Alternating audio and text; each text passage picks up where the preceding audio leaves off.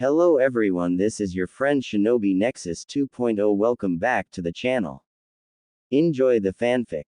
And let's begin. What if Orochimaru saved Naruto and Tayuya fell for him? Part 1. Naruto Uzumaki ran through the night-shrouded streets of Konohagakure as he was being chased by a mob of villagers. They were yet again out to hurt the innocent boy. He was only 8 years old. This looked horrible. He continued to run and suddenly tripped and fell to the ground. Kill the demon. One villager called out as they picked up a stick. The mob walked forward and was prepared to bring the large stick down on Naruto's head. Yet they were frozen in fear as they felt an intense killing intent. Leave him alone. You people are sickening. He is an innocent little boy, not the demon you people seem to think he is, came a raspy voice. When the villagers looked up they saw him, the infamous SCL Nuke Nin. Orochimaru. But I think I will kill you fools. Kusanagi no Tsurugi, Ku no Tachi. Orochimaru opened his mouth and slowly a snake slithered out of his mouth and regurgitated the sword of Kusanagi. Orochimaru then took the sword in hand and quickly dispatched the villagers. Their slaughtered bodies littered the ground. He then summoned the snake from his mouth and returned the sword to the snake, as it retreated back into his belly. Don't hurt me. I didn't do anything. Naruto cried out as he backed away from Orochimaru, feeling frightened of the man. Do you hate this village? Do you hate what they do to you?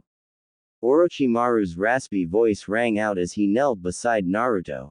He smirked. I was like you once. This village is unkind to those that are different. If you would like, I will take you to a village where you will be accepted. Accepted, was the boy's reply. Yes, in the hidden village of Sound. This village once feared me. They didn't like the fact I was so intelligent. They were threatened by me, so I left. Under my tutelage you shall become a greater ninja than you could in this judgmental village. The rasping voice of the snake Sanin continued. He leaned down and rubbed the boy's head. This village hates you, but you will be accepted in my village. I'll come with you, mister. If it means I won't always be hurt for being different. Naruto stood to his feet slowly, and looked up at the man. I'm Naruto Uzumaki, mister. Say goodbye to this god-forsaken cesspool. Consider yourself fortunate, for today you start your training under Orochimaru of the legendary 3. He took the boy by the hand and walked off, disappearing with him in the shadows of the night. 4 years later, in Otogakure, Naruto had truly advanced from the change of environment. He wasn't a monster here, he was considered unique. He wasn't a monster, nor was he a demon, he was simply Naruto Uzumaki, of the village hidden in the Sound. Naruto had changed much over the years. He wore robes that were very similar to Kimamaro's. These were of course common for those that Orochimaru favored. He carried a sitar on his back, which was his medium for using sound as a weapon. His hite was tied around his forehead in a crooked manner slightly to the left. His hair had miraculously remained the same, short, unruly spiky hair. On the side of his head, slightly slanted, resting at the ready, was a kitsune mask. If he needed, he would wear the mask over his face to conceal his identity. Naruto had been called to see Orochimaru. He didn't stop for anything because when Orochimaru called, you arrived. Just then Naruto had walked into the one person he had been trying to avoid, Tayuya, the most volatile of the Sound 4. Here it comes, was the only thought that Naruto mustered as he braced for her to hit him over the head with her flute. You moron. Watch where you're walking. Then like that, crack. Naruto rubbed his head. Of all the girls in Otogakure, Tayuya was the most violent. The only other girl in the village Naruto really talked to was Kintsuchi. If he talked to Tayuya, it was by accident. The two never really got along. Mostly cause Tayuya Umed he was copying her by having a musical instrument. You ran around the corner and ran into me. Naruto may have been a genius of Oto, but still he was a bit brash, but that was mostly around Tayuya. It seemed as if the foul-mouthed Tayuya cussed more than usual when Naruto was around, and she seemed to hit him a lot.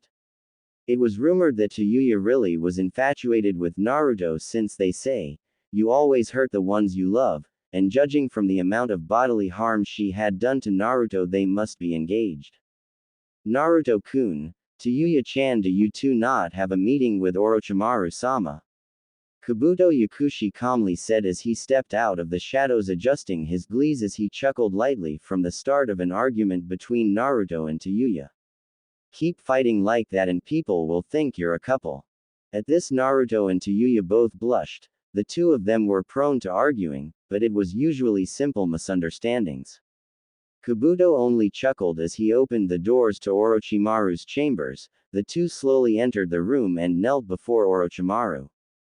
Kukuku, another lover's quarrel. Orochimaru smirked in his unique snaky way. There was never a dull moment with Naruto and Tayuya around, especially when they argued. There is a young lady, in the land of waves, I would like for you two to retrieve for me. She possesses a rare bloodline limit. You two are to retrieve her at all costs. I am sending you along with one more. See to it you do not fail me. The snake Sanin looked at them with a cold gaze. Kabuto-sensei, who shall be our third team member? Naruto asked calmly as he looked up quietly. He saw Kabuto motion for someone to enter the room. Naruto's eyes widened. The dark hair, and the sensual shapes, it was only one person Naruto could think of. Kintsuchi, just his luck he was on a team with two of the most beautiful, and violent women of Otogakure. Prepare to leave within 2 hours. You are dismissed. Once Kabuto was finished, the three genin nodded their heads solemnly and with reverence and stood walking to the exit. Naruto-kun, please stay a moment, I need to tell you something, the snake Sanin rasped out.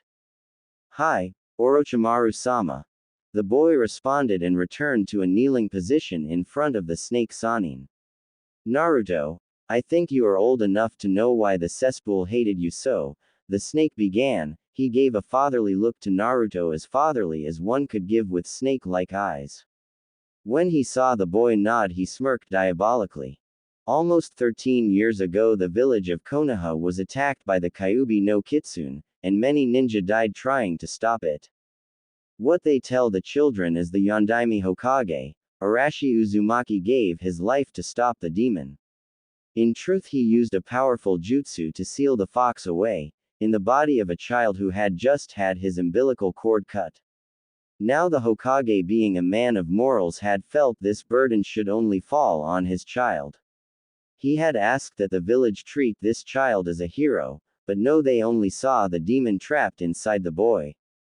That boy was Naruto-kun. The village refused to honor their savior's request to honor his son as a savior. No, they tried to kill you every day of your life. They felt you were a curse on their village. They wanted you dead for something you couldn't control. But do not worry, Naruto-kun. You shall have your chance to teach them the hubris of their ways. The snake finished and he looked upon the shocked face of Naruto with pleasure. This would be enough to guarantee the boy's allegiance for as long as he needed it. Hi Orochimaru-sama, was all the boy had managed to say, as the shock was too much for him to take in all at once. Go, your team is waiting for you. Kabuto coldly stated, and watched as Naruto exited the chamber. Once the chamber doors were closed for a second time, Kabuto pushed his glees up and smiled darkly. What do you think, Orochimaru-sama? Is he ready? Kabuto turned to look at Orochimaru, who was deep in thought. But of course, I taught the boy well. I molded him into the finest Jinchuriki ninja. Of course he is ready, Kukuku. When the Chunin exams come, that's when everything will reach its apex. After all, they are all but pawns, and he, albeit a valuable pawn, is not but a pawn. The cruel rasping voice broke into a dark laugh as his serpentine eyes became aglow with ambition. 2 weeks later, Naruto muttered silently to himself as he tried to tolerate the two girls he was traveling with. Mostly because Tayuya and Kin were possibly the most hostile girls he knew. Of all the people he could have been teamed with, the foul-mouthed Tayuya of the Sound 4, and his former CL mate Kin. Naruto then saw a squad of Konoha ninja, a tall cycloptic Jonin who could only be identified as the copy nin, Kakashi Hatake, and his genin team, all the same age as Naruto, a loud-mouthed blonde girl, a pink-haired girl who seemed like she spent more time worrying about her looks, and a raven-haired young boy, who simply looked like someone shit in his Cheerios. Konoha Nin, we'd better take cover. Naruto was quick to issue this command as he took sight of a squad of 4 Konoha ninja. He then shot Tayuya a look that said, "Don't argue with me," and with that they all took cover. "What the deal, shithead? It's not like they will notice us?" Tayuya asked with hostility while maintaining a whisper. She then saw something she had never seen in the blonde's eyes. Fear. It didn't fit the boy. As long as she had known him, he had been brave. "That's the shithole you're from, isn't it?" Naruto nodded softly. He had fear that these ninja would try to kill him, or bring him back so he can suffer again. No, he wouldn't return to that pit of hell. Orochimaru had offered him a place he belonged, and that was where his loyalties would remain. Let's continue to our destination. Maybe this village will help reveal our target. Our information says, a crime boss named Getu has hired a missing nin from Kurigakure to eliminate a bridge builder. And our target is from Kurigakure. The bridge builder is with those Konoha bastards, so let's follow them from a distance for the time being.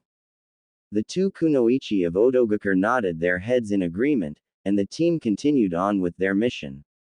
Tayuya couldn't shake the feeling that something was going to change them from this mission on. It was as if she felt events would change Naruto. 1 week later, Naruto was sitting in the forest, quietly strumming away at his sitar. He appeared to be defenseless. A young girl with black hair wearing a blue dress walked up silently. She held a kunai in her hand. As she prepared to strike, the silence was broken, as Naruto ran his fingers over the string rapidly. Interesting show oinen, or should I say, Haku of Kurigakure. Naruto's eyes remained closed as he slowly stood to his feet. Good ruse. Hit your partner with Senbon in just the right spot to create a false death. Haku was taken back by this as the blonde sound nin turned smiling at her. He knew I was there the whole time. He could have dispatched me at any minute. Who is he? She thought to herself. She was ready to fight. She didn't trust this sound ninja as far as she could throw him. They all just use you like a tool, don't they? The smile never faded from his face as he took a step closer to her. It was his mask. He wasn't alone. He didn't need the help of his teammates for this. What would you know? Zabuza-san has given me life, given me a purpose. The girl shouted in retaliation. She wasn't prepared for someone like this, that was for certain. Is that so? The boy coldly said as his face became much graver. He wasn't going to play nice for much longer. He spun the sitar around so it was resting on his back, and he looked at her with darkening eyes. They were no longer friendly. I was treated as filth by the village I was born in, nearly killed on a daily basis for something I never could understand or control. They called me a monster, a demon, a mistake, so don't tell me I don't know what it's like. It came to the conclusion of the boy he was no different than this girl. He was a tool being used by Orochimaru. No, Orochimaru wouldn't do that, would he? He would keep it on a need-to-know basis for the time being. Do what you want. Just don't throw away your life for that man. Maybe when you're ready you will come with us. After that was said, the boy ran up the tree and disappeared in the canopy. As the trio leapt through the canopy of the forest, Tayuya looked at Naruto in a questioning manner. She didn't know what he was doing. It was too subtle, too slow. Dipshit. What the was that? Not one to miss the beat, the impulsive Tayuya was ready to start berating the blonde ninja. It requires planning. I simply put the seed of doubt in her head. She's very loyal to the demon of the mist. We can't just bring her over to our side just like that. Naruto continued to lead the way. He may have been the youngest one in this team, but he was also quite intelligent. This was in fact due to the fact he was taught directly by Kabuto and Orochimaru themselves. Later, at their camp, Tayuya-senpai, what do you know about Naruto-kun? The dark-haired kunoichi asked quietly. They were left alone for a moment while Naruto had gone to check on something. Kin had noticed something about Naruto changed from the moment he noticed that team of ninja from Konoha. The would I know? Shit, it's not like he tells me much. The foul-mouthed redhead quickly said as she watched the surroundings.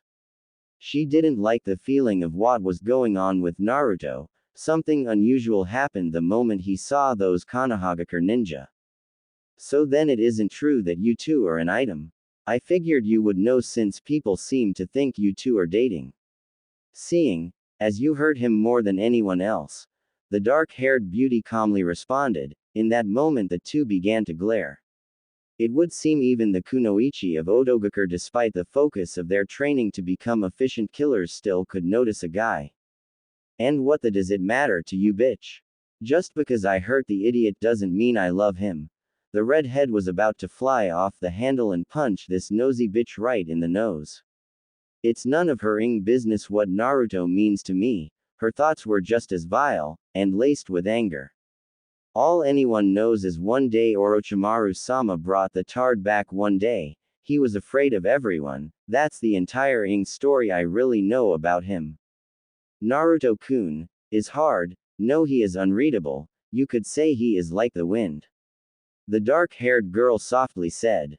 But behind that smile, I can see someone who is suffering inside. Even if he is one of the best of our village, it's like he needs something more. Family is a joke if that's what he wants. The redhead gained a dark look to her face. She in truth did want something more than she had, but Orochimaru had given her something, a place of acceptance. Meanwhile at the bridge, Naruto sat on the edge of the bridge, his fingers moving over the strings of his sitar, his thoughts going over his situation. He never could turn again Orochimaru. Orochimaru had given him a home, a purpose, and taught him many things. But Naruto was realizing Orochimaru didn't care about him, or any of the other members of Odogakure. Who are you? A bossy feminine voice came from behind Naruto. He didn't move and just continued to play. Naruto didn't feel he had to justify her with anything and continued to play his sitar. Answer me. The girl was getting frustrated and drew a kunai. Something about him didn't sit right with her. Why? It's not like you need to know. I'm just a ninja with business in the area. He put on the fake smile he always wore and turned to look at her. Is that so wrong? His eyes narrowed slightly. He recognized her. It was that obnoxious Sasuke fangirl, Ino Yamanaka. You look familiar. Who are you exactly? She took a step familiar. She recognized the whisker markings on the boy's face, but as she stepped closer, to get a better look, he jumped over the side of the bridge. He couldn't afford to be found out by the Konoha ninja, it could jeopardize the mission. He began to focus his chakra into his feet as he adjusted himself during his descent. He just hoped the water below was deep enough in case the water walking technique didn't work, as it sometimes didn't want to work for him. It was coming full circle to the boy slowly. As he fell downward, he realized he could die. That's when it happened. He found himself in a winding tunnel, filled with red lights, and pipes going in all directions. He opted to head in the direction which had more lights. When he reached the end, he found himself staring at his tenant, face to face. Well, never thought I would have to see you this soon. But your recklessness is going to get us killed, so I guess I shall have to start paying rent, the booming demonic voice echoed out. That's right, you die, I die, and frankly I don't want to die, you runt. I see, so are you going to stopping up my chakra control and make it so I don't have to worry about not having enough chakra, or too much? The boy asked aggressively, as he looked at the fox. Your rent shall be some of your chakra. After all, if I die, you die, and frankly I can't die yet. There is something I have to find out for myself. He had a look in his eyes that had never been there in all of his years in Odogakure. A look of determination. Fine, but don't screw up. We both have to live. The fox declared with a hint of enjoyment to his voice. Naruto came back to reality and looked around only a few seconds. He focused chakra to his feet, just as he neared the water. As soon as he touched the water and was standing on top of it, he smirked happily, and quickly ran across the water. He needed to return to the camp. He had been gone long enough and Tayuya would bash his head in with her flute. Naruto landed on the ground and no sooner than he did, crack, a flute came down on top of his head. He rubbed his head and looked at Tayuya. He winced and looked up to see a concerned look on the fiery redhead's face. Shithead. Do you know how worried I was? You were gone so long I thought something bad happened to you. She then hit him over the head with her fist. He then expected another hit, but the unexpected happened, she hugged him. You tell anyone I hugged you, and I will rip your nuts off and force you to eat them. Do I make myself clear? Hi, Tayuya-chan, Naruto meekly said he didn't understand this girl. She never showed much affection to him, just violence. When she released him from the embrace, Naruto could visibly see she was blushing. Naruto, are we going to begin watching that Genin team every day until the Kurigakure Nukenin attack them again? The normally temperamental redhead was for a change being calm, and not cursing. She quietly sat down next to Naruto to enjoy some time with Naruto while Kin was asleep. Yeah, we need to make sure we can get Haku to join us. I'm certain my words did the right thing, Naruto calmly said as he just stared at the campfire. He wasn't paying much attention to the fact Tayuya was sitting next to him now. Okay Naruto, and if you tell anyone that I was nice to you, she was about to finish the threat when Naruto slumped over against her, asleep. He must have been a bit more tired than he appeared to be. She could have hit him over the head for that, but she decided not to.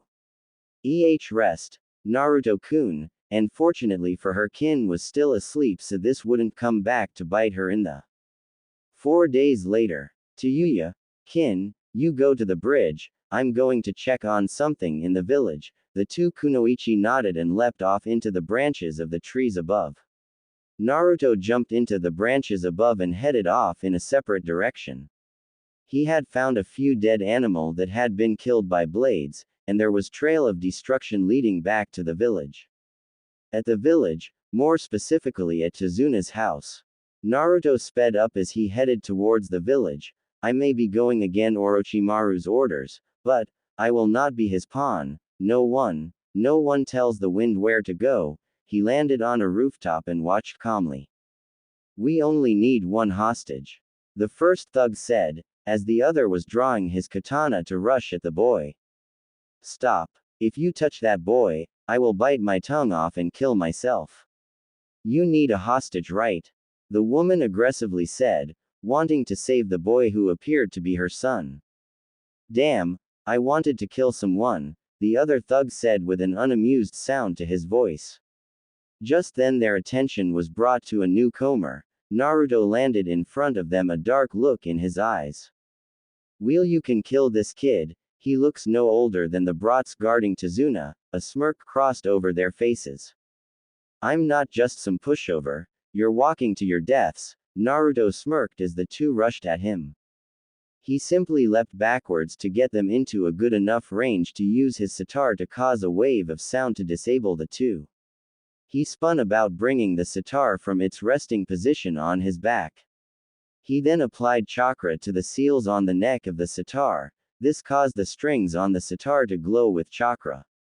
As he plucked the strings, a high-pitched sound rang out, causing the men to drop their swords and cover their ears. While the two dropped their guard, Naruto threw two kunai straight forward. The kunai embedded themselves between the eyes of the men. Naruto looked at the woman and child, and smiled seeing they were okay. Who are you? Tsunami asked as she looked at Naruto's handiwork. Naruto Uzumaki, a ninja from Otogakure. If you people really want to be free, you have to fight for what you want. Remember it. And with that said, he vanished, leaving only a swirling of leaves where he was. At the bridge, Tayuya was getting edgy. Naruto was late, and she was getting edgy. Just then he landed beside her. She could have hit him over the head, but then she saw him shift his mask over his face. She knew they were about to move. I'll get inside the ice barrier and handle the target. You two keep the Konoha ninja away. Go. He then gave them the motion of the hand signaling to move. When the three landed on the bridge, the one-eyed Jonin and the demon of the mist looked in shock, as did the two girls guarding Tazuna. "It's him, Sakura. He's the one I saw here a few nights back," Ino whispered to Sakura. She wasn't likely to forget him. It was like she recognized him from her childhood. Tayuya, use genjutsu, kin run interference. Naruto quickly issued the orders as he pulled his sitar around. Right, Naruto, the red-head and dark-haired girls called out as Naruto made his way to the ice dome. Did they just call the one in the mask Naruto? But that's impossible. Naruto vanished, the cycloptic Jonin coldly thought as he once again returned to his battle with Zabuza. Once Naruto was inside the dome, he applied chakra to a different seal on the neck of his sitar. This would allow him to use wind release. Shield of Hurricane AN. I am not gonna try and make it Japanese since I don't know how to. He looked at the raven-haired boy that inside. He didn't care if the boy was glaring. He had a job to do, and that was to capture Haku. I don't need anyone's help, the boy shouted with hostility to his voice, not enjoying the interference of Naruto. Who the hell said I'm here to help some emo kid playing ninja? I'm here to see the girl wearing the mask. Naruto quickly insulted Sasuke, before strumming the chords of his sitar in rhythm, executing the jutsu just in time to knock the Senbon away. He smirked when he saw Sasuke come charging at him, spun his sitar around to his back and blocked the kick Sasuke threw at him with ease. Sanejishu. Naruto quickly bound Sasuke in snakes so he could focus on the battle at hand. The snakes wasted no time constricting around the raven-haired boy to restrict his breathing, causing him to pee out. After they were done, they slithered away. Naruto then applied chakra to a seal located at another fret. Wind release. Sonic pulse. Naruto then played a series of chords and notes on the sitar, causing a high-pitched sound to emanate and shatter Haku's mirrors. Haku landed on the ground in front of Naruto. She had never seen her technique defeated. It was impossible. How did you do that? It's impossible to break my mirrors. Simple, I just used enough chakra to cause the pulse to be high enough that it would shatter your mirrors. He moved his sitar around and watched her quietly. He pulled a kunai out and just stood ready.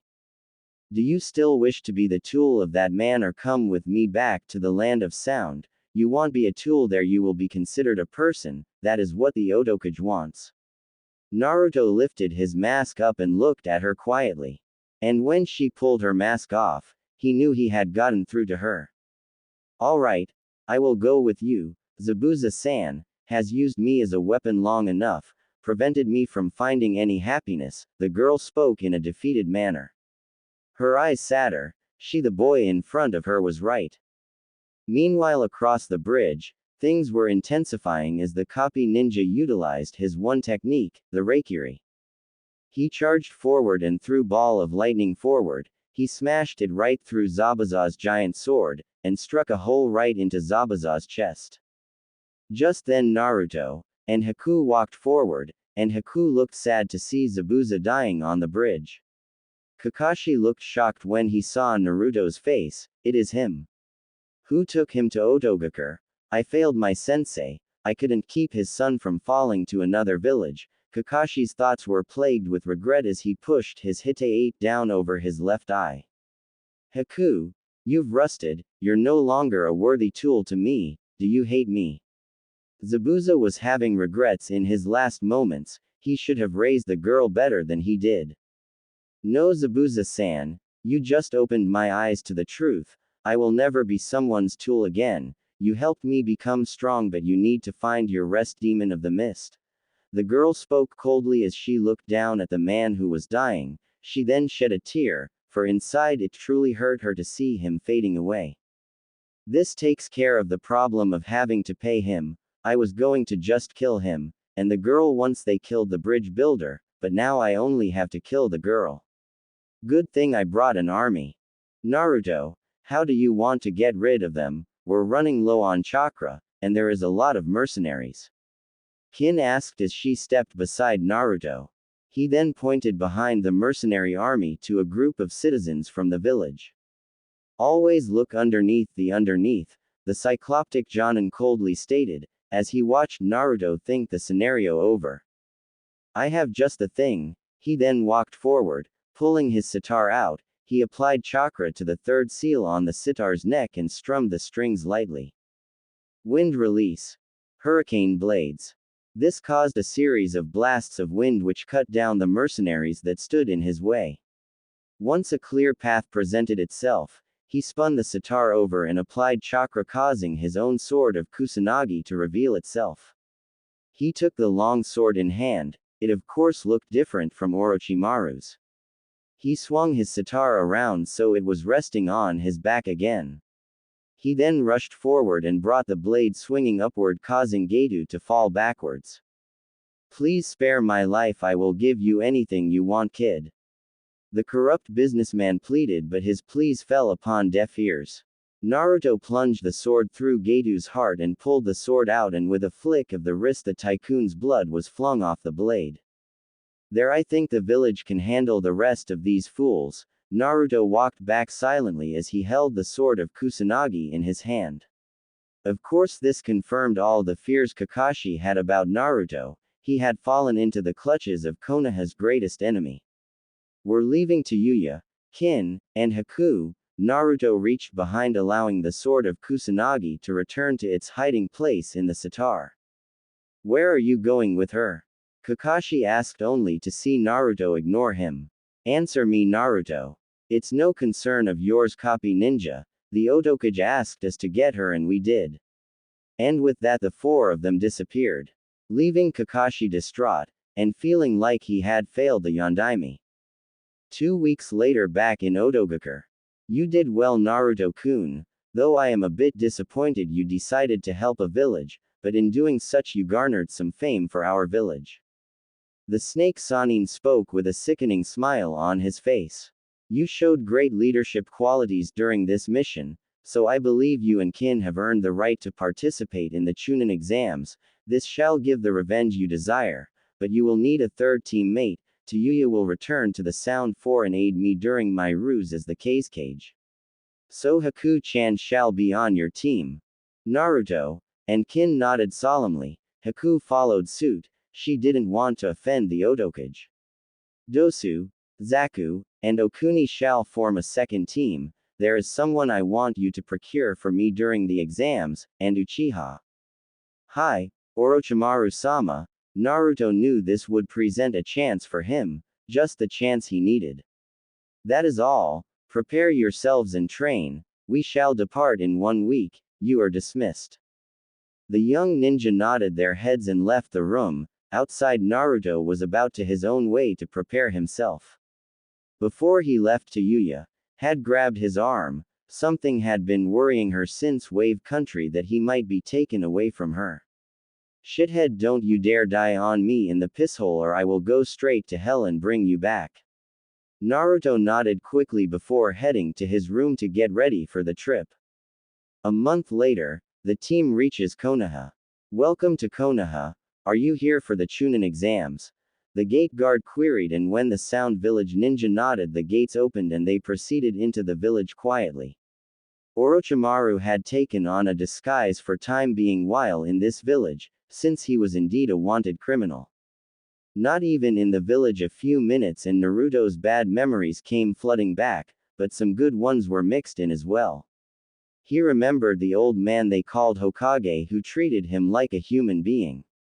But that was halted when a kid wearing something that looked like either a bad Batman cosplay, or ugly pajamas knocked a little child down. He then saw the Sunagakure Hite aide and stepped forward since he had his intel and the child was the Hokage's grandson. Hey, leave the kid alone. That's the Hokage's grandson and I don't think you want to start trouble just because he bumped into you. Naruto dryly said as he stepped forward. And who's going to make me a shrimp like you? The larger ninja hastily said, while the blonde standing next to him rolled her eyes. You're going to get us in trouble, Kankuro, so cut it out. She quickly scolded him, not thinking this was the time or the place. She then turned her attention to Naruto and looked in shock. I figured you would be a Chunin by now. Hello Tamari. If you're here, does that mean Gaara is? Naruto calmly said as he stepped closer. How in the hell do you know my sister Runt? Kankuro attempted shove Naruto, who skillfully spun out of the way. He grabbed hold of Kankuro's pinky and bent it back slightly to disable him. Kankuro, you're a disgrace to our village, came a cold malice-filled voice of a red head standing on the branch of a tree above. Gee Gaara, I'm sorry, but this guy was starting trouble with me. Kankuro quickly made his excuses. He obviously was in fear of his younger brother. As for how I know Tamari, I met her and Gaara a year ago when the Otokage visited Suna. The blonde harshly said as he released Kankuro's pinky. He walked over to Kin and Haku quietly. Hey you, what's your name? Came a demand from a hostile voice on a roof above. Naruto looked up to see Sasuke, or as he so aptly liked to call him, Emo Kid. Naruto Uzumaki. He then continued to walk away, not caring what this pompous prick's name was. It was apparent that Naruto didn't like this kid much. Mine is Sasuke Uchiha. You caught off guard in Wave Country, Naruto. It won't happen again. Of course, this was just convenient for Naruto, since he had taken care of this stuck-up pretentious brat once before. It surely couldn't be that hard the second time around. Let's go, Kin and Haku, we have to go sign in. The blonde coldly said as he walked off with the two girls in tow. Of course, it was just ruse to allow them to meet with Kabuto, who was in disguise in one of the alleys. Making friends already, are we, Naruto-kun? Came the familiar academic voice of Kabuto, who was hiding under a cloak. Naruto walked up slowly while Kin and Haku stayed on lookout. How does Tayuya-chan feel about you being alone with Haku and Kin? I bet she's fuming right now. Kabuto quietly teased the blonde, who didn't offer much humor in return. The intelligence, if you will, sensei, Naruto dryly replied. Kabuto handed him some information. Be careful, the copy ninja knows who you are. Your father was his sensei after all, so be careful during the exam. Now the exam has 3 to 4 portions, the written, the survival, and then the one-on-one matches. The intel I gave you has some of the people you need to watch out for listed. Later at the Forest of Death. They had been in the Forest of Death for at least a day and a half. Naruto and his team had acquired all the scrolls they would need, and those for the other sound team. Naruto, Kin, and Haku were now looking for their objective. They were the ones who knew the real goal. The other team was given a false mission. Isn't that one of Orochimaru-sama's snake summons? Kin pointed to the giant snake that was attacking the genin team that they had met in Wave Country. Naruto's eyes widened as he saw Orochimaru snake his head forward to give the Uchiha the cursed seal.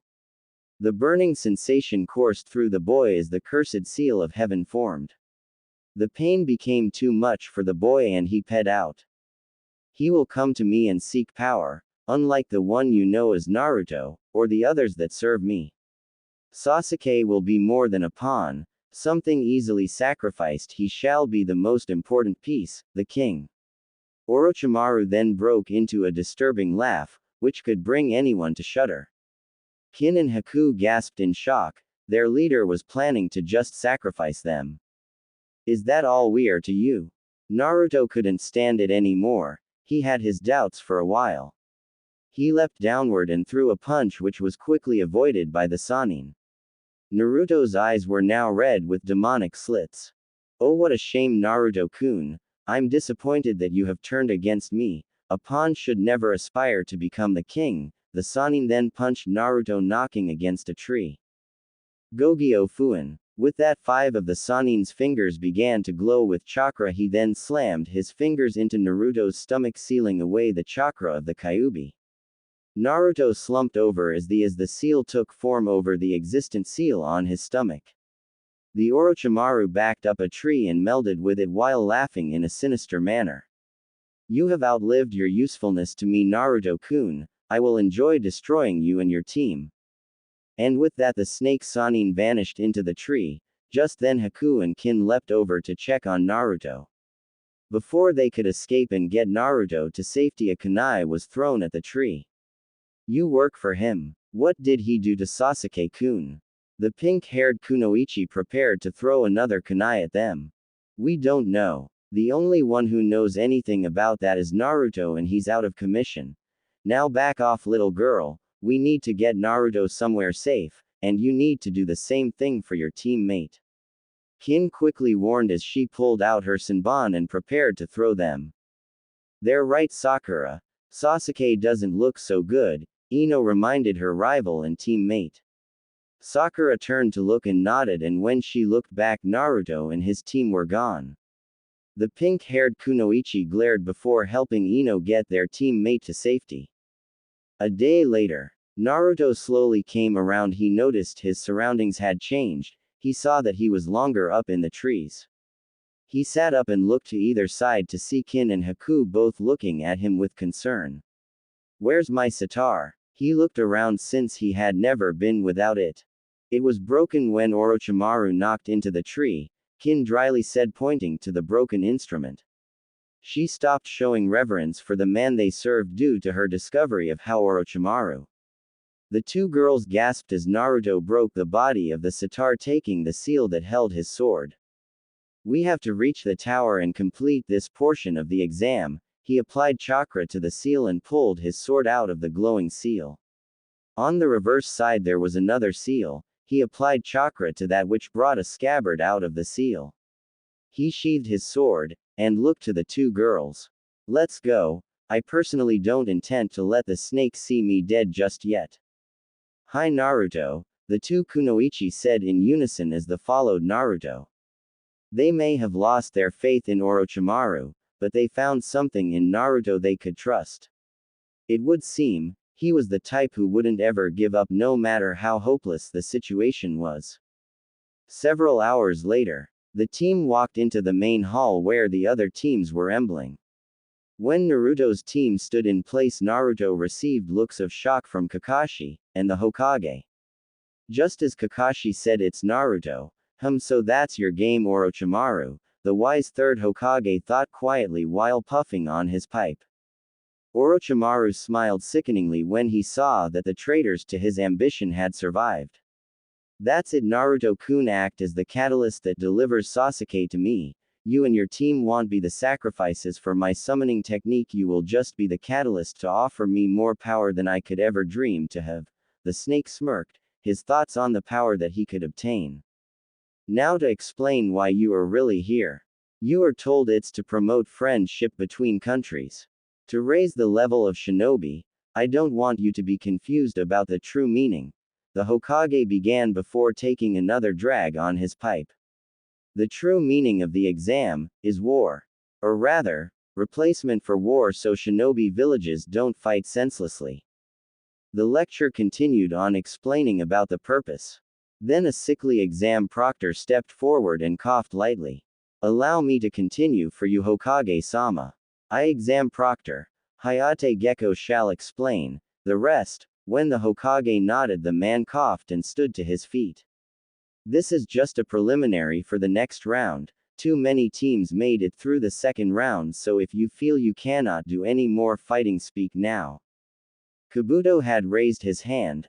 I overdid it. I don't think I can go on. Naruto knew very well Kabuto wasn't down and out, he just was faking it as part of Orochimaru's plan. You are Kabuto Yakushi of the Leaf. You are free to retire. With that said, Kabuto left the area. As he ped Naruto, the two shot a glance at each other. Kabuto more than likely knew Naruto wasn't bound to serve Orochimaru much longer.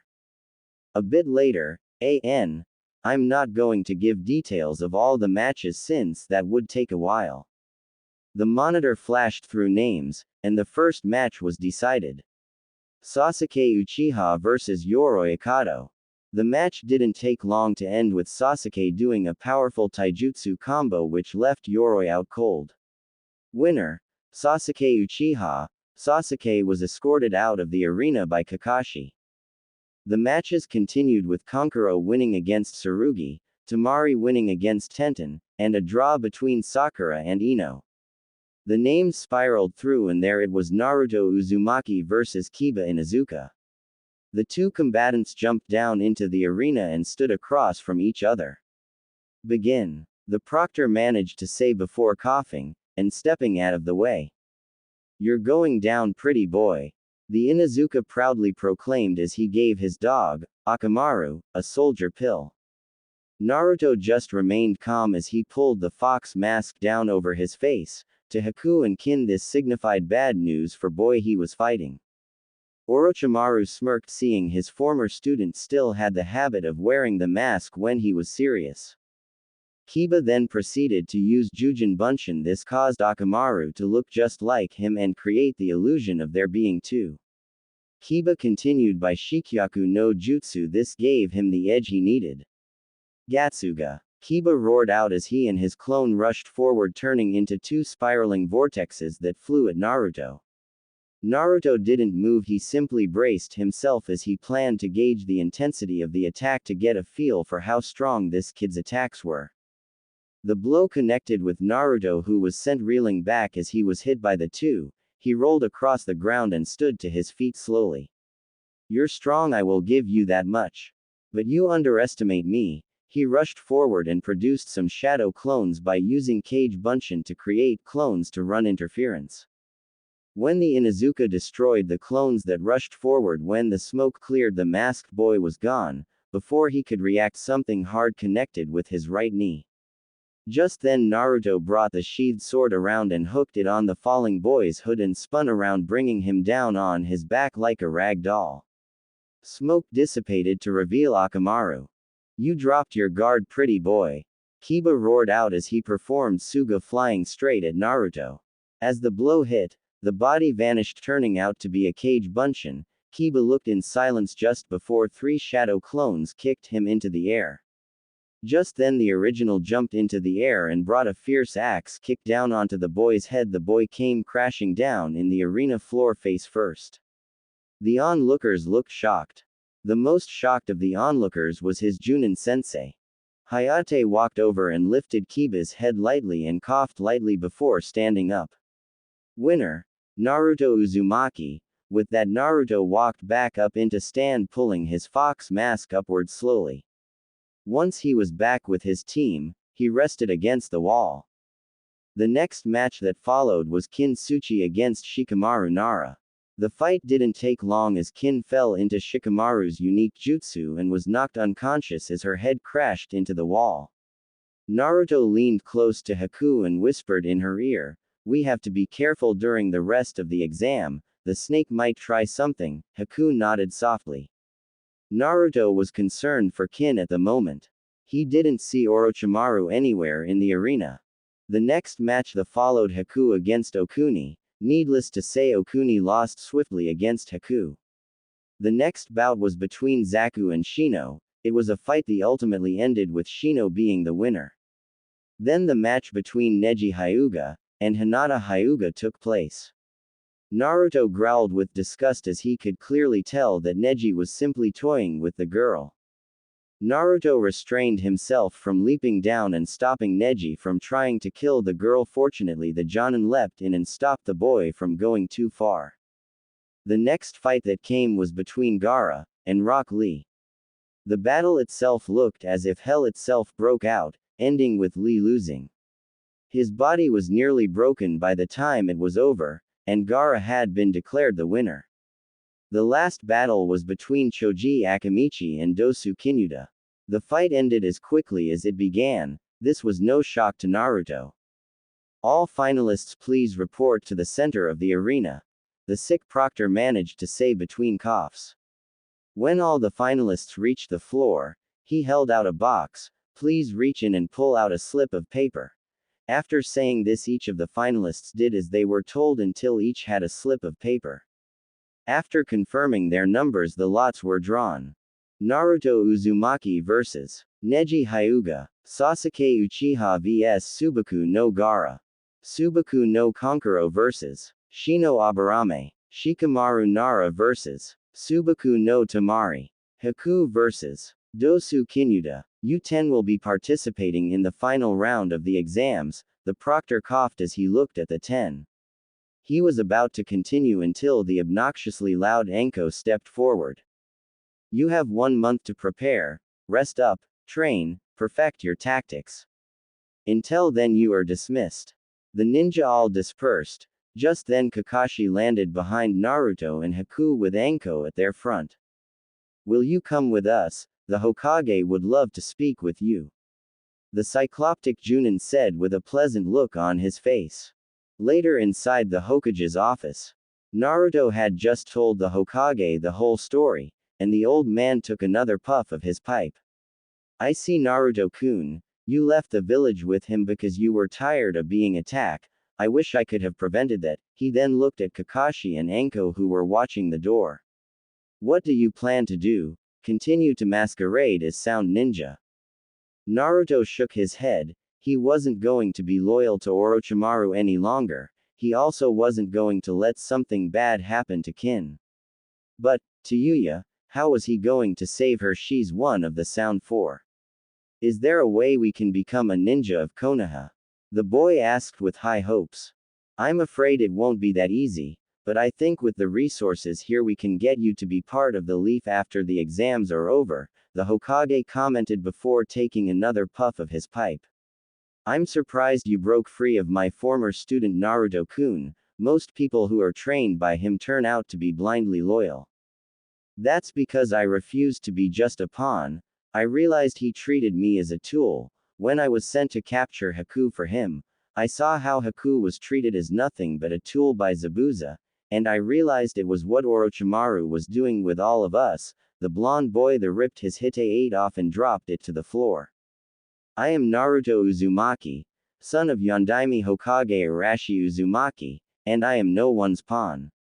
I have one request. We need to make sure Kin is someplace safe. The snake may try something, the boy asked quietly since it wasn't his place.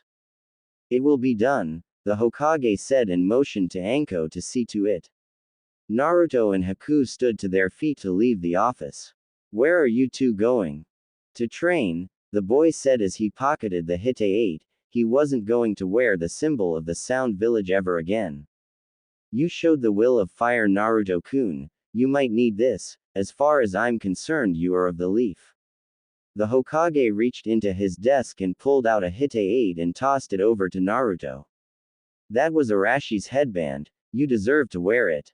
I agree, Hokage-sama. We will induct you as a lead ninja after the exams. We have to prepare for Orochimaru's attack for now. You two should get prepared for the finals. The Cycloptic Jonin commented as he opened the door for Naruto and Haku to leave. Naruto took the Hite-8 around his head as he walked out, Haku following. When they were gone, Kakashi looked at the Hokage quietly, a smile on his face. Do you think Jiraiya will find him? The one-eyed Jonin could only wonder. It would be a new development and hindrance to the snake's plans. I believe he will. Naruto is after all a genius in battle situations from what I've seen, and those are the type my former student enjoys to teach. The Hokage took another puff of his pipe with a smile on his face. This would serve well to stop the former student. Sarutobi was going to do whatever he could to stop Orochimaru this time. Naruto was walking through the village quietly, his mind set on finding someplace to train in secret. He had no doubts that Haku could take care of herself. His eyes shifted about as he thought there were a few girls following him. Naruto stopped and turned swiftly. Just then there was nothing there, but there was a trail of dust leading into an alley. He shrugged and kept walking. He was going to find someplace where he could train in solitude. Once he found a training area, he sighed and began to focus his chakra, but he was finding it hard to do such. Damn that snake. The 5 elements seal is screwing up my chakra control. He never taught me how to the unsealing technique. His thoughts were on how to effectively be able to train while he has this handicap. Would you two mind stepping out now? His eyebrow raised as he turned around slowly, watching as the 2 girls from Sasuke's team stepped out. He had to admit that they were both pretty. Of course he felt the blonde was the prettier one simply based on her confidence. How long did you know we were following you? The pink-haired Kunoichi quickly asked. She didn't believe that Naruto was as skilled as he was. She thought he looked like he was a bit slow. From the moment I left my accommodations, you both wear too much perfume. And on top of that, it didn't help that you kept arguing while you were tracking me. I thought you both were obsessed with the arrogant little nihilist. Naruto would probably regret calling the Uchiha that under other circumstances. He only received ice glares from them. He could tell the pink-haired one was restraining herself from striking him. I will ignore that insult you directed at Sasuke-kun. Now tell us who you are and why you suddenly have a Hittite of our village on your forehead. The pink-haired girl was growing more and more violent by the minute. I'm the son of the Yondaime Hokage if it's any of your business. My name is Naruto Uzumaki. And the Sandaime Hokage made me a leaf ninja last night. If you don't mind, I have to do some training. He then proceeded to walk around the girls trying to find some place he could train. He didn't need a fan club to follow him around. He had an unofficial one in the shape of Kin back in Otogakure. But he was a self-made ninja and didn't need fans. Way to go, forehead. You scare away Naruto-kun just because you just had to be temperamental because he insulted Sasuke. Naruto is better than Sasuke. He doesn't ignore us when we talk to him. And he's better looking. The Yamanaka loudly proclaimed as she poked Sakura's forehead each time. She didn't make any effort to hide her true thoughts about the new genin. Well, excuse me, Ino Pig. I recall he was a sound ninja yesterday. Now he's one of the leaf. I don't see what's so special about him. The pink-haired girl violently said as slapped her friend's hand away.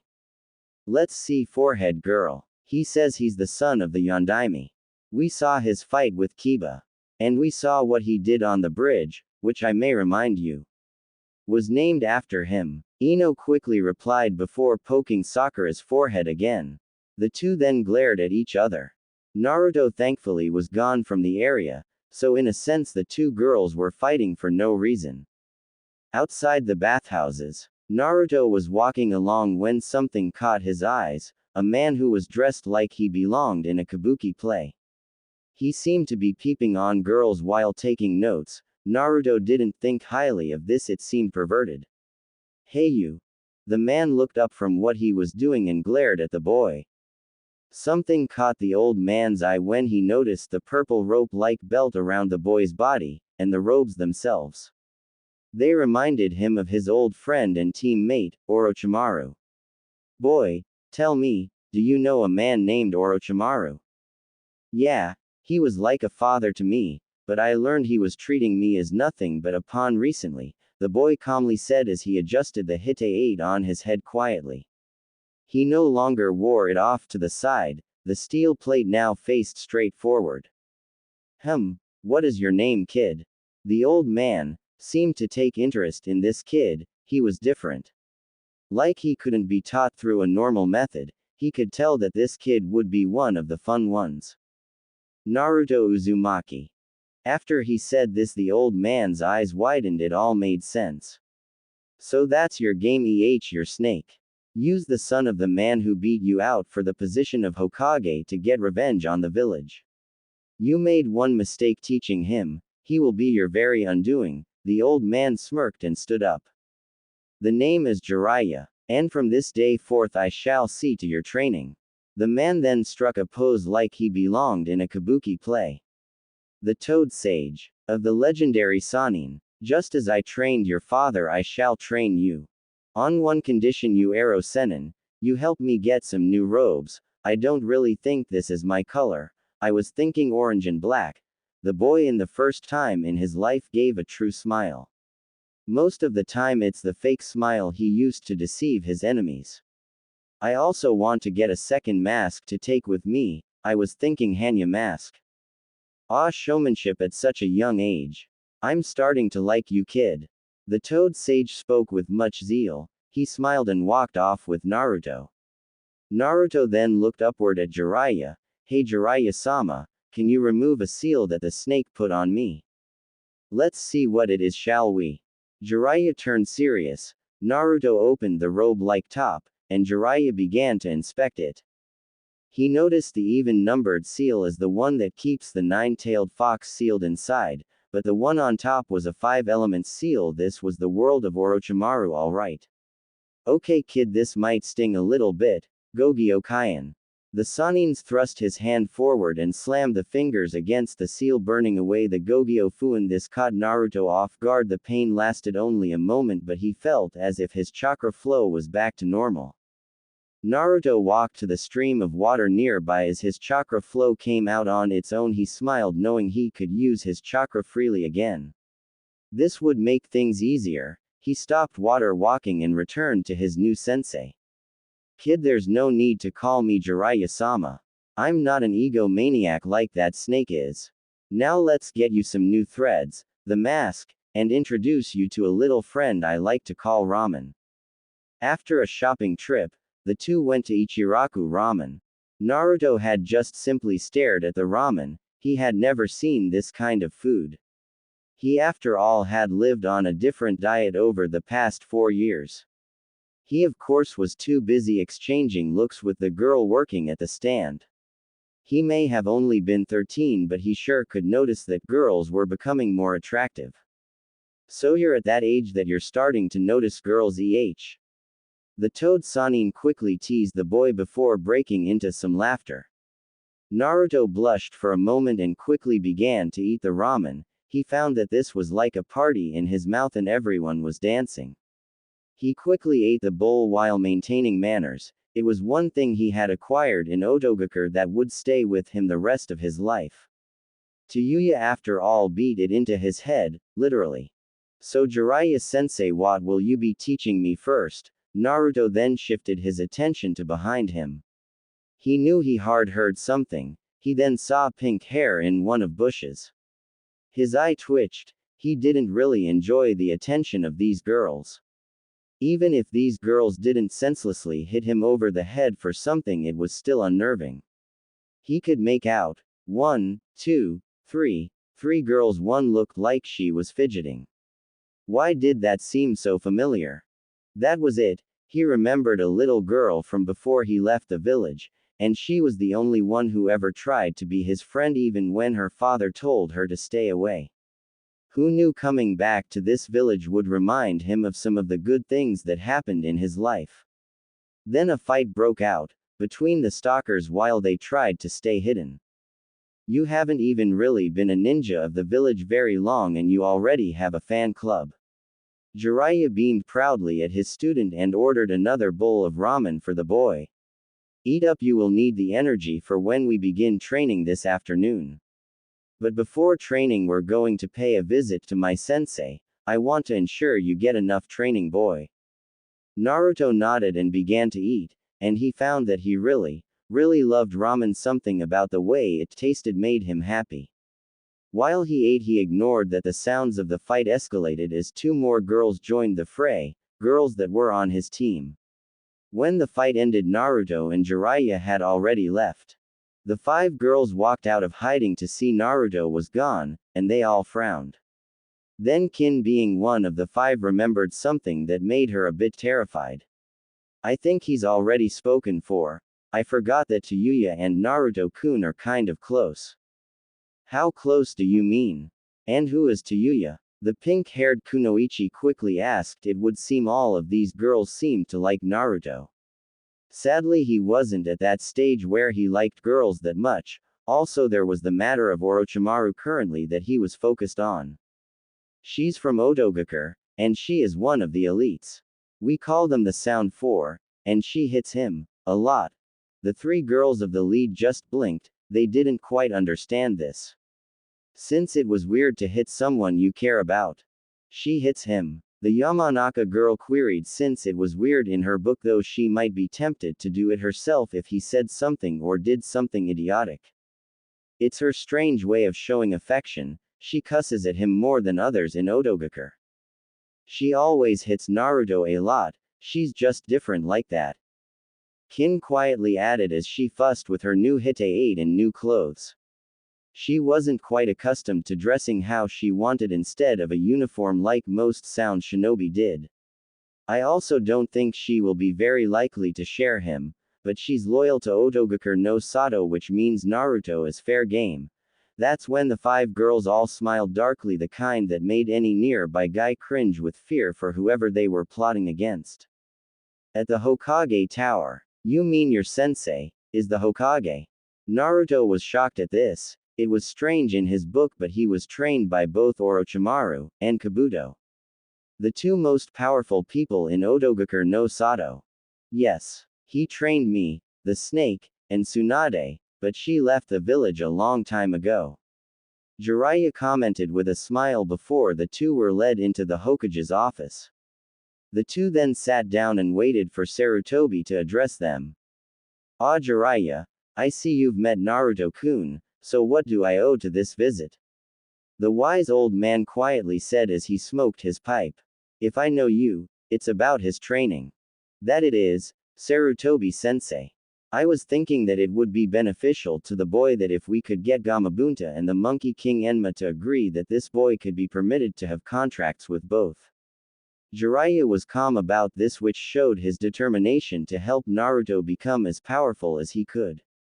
I know that he is after all your personal summon, and probably want to keep the monkey contract exclusive to your clan.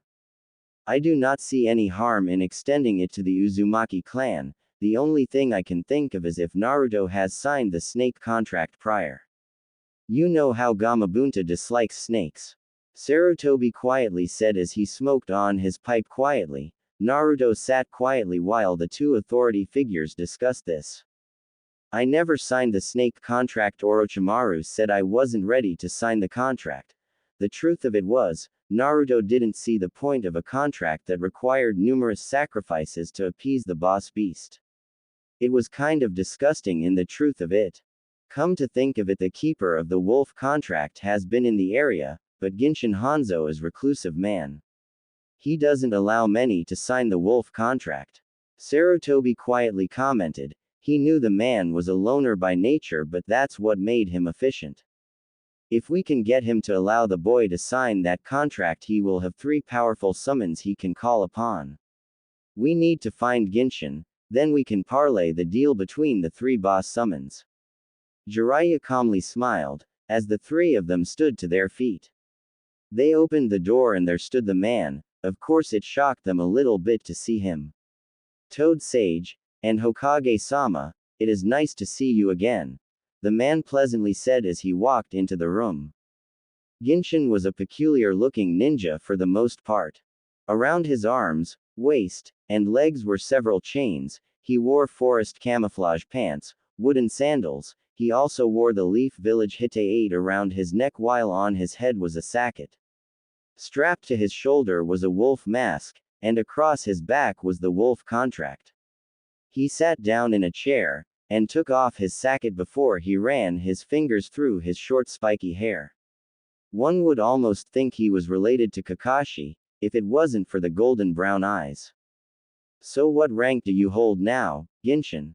Jiraiya was interested since he had been out of the village for some time. Last time I saw ya, you just became a genin. How many years has it been, boy? I'm a jonin, man. This kid's stealing my look. Genshin smiled as he took a good look at Naruto. He then smirked, and pulled out the contract. He saw something in the kid's eyes that made him think the kid could handle it. He has the look of a future leader. Fenrir is fond of those who can become leaders, it's how wolves are. So we just have to see if Gamabunta and Enma will agree to allow the kid to summon them as well. By the way, Genshin, you may want to watch out for Kurenai, she still wants blood for your little vanishing act. Sarutobi quietly said, with a smile on his face. He then broke into laughter when he saw Genshin become pale. Later at training field number 5. The 3 carriers of the contracts proceeded to summon their corresponding summons. Genshin summoned Fenrir, Sarutobi summoned Enma, and Jiraiya summoned Gamabunta. Gamabunta of course dwarfed the other 2. Okay Jiraiya, why did you call me out? Oh great, Fenrir, and Enma, what in the name of all that is decent is going on? The Toad boss didn't seem too pleased as he glowered downward at the Toad Sage.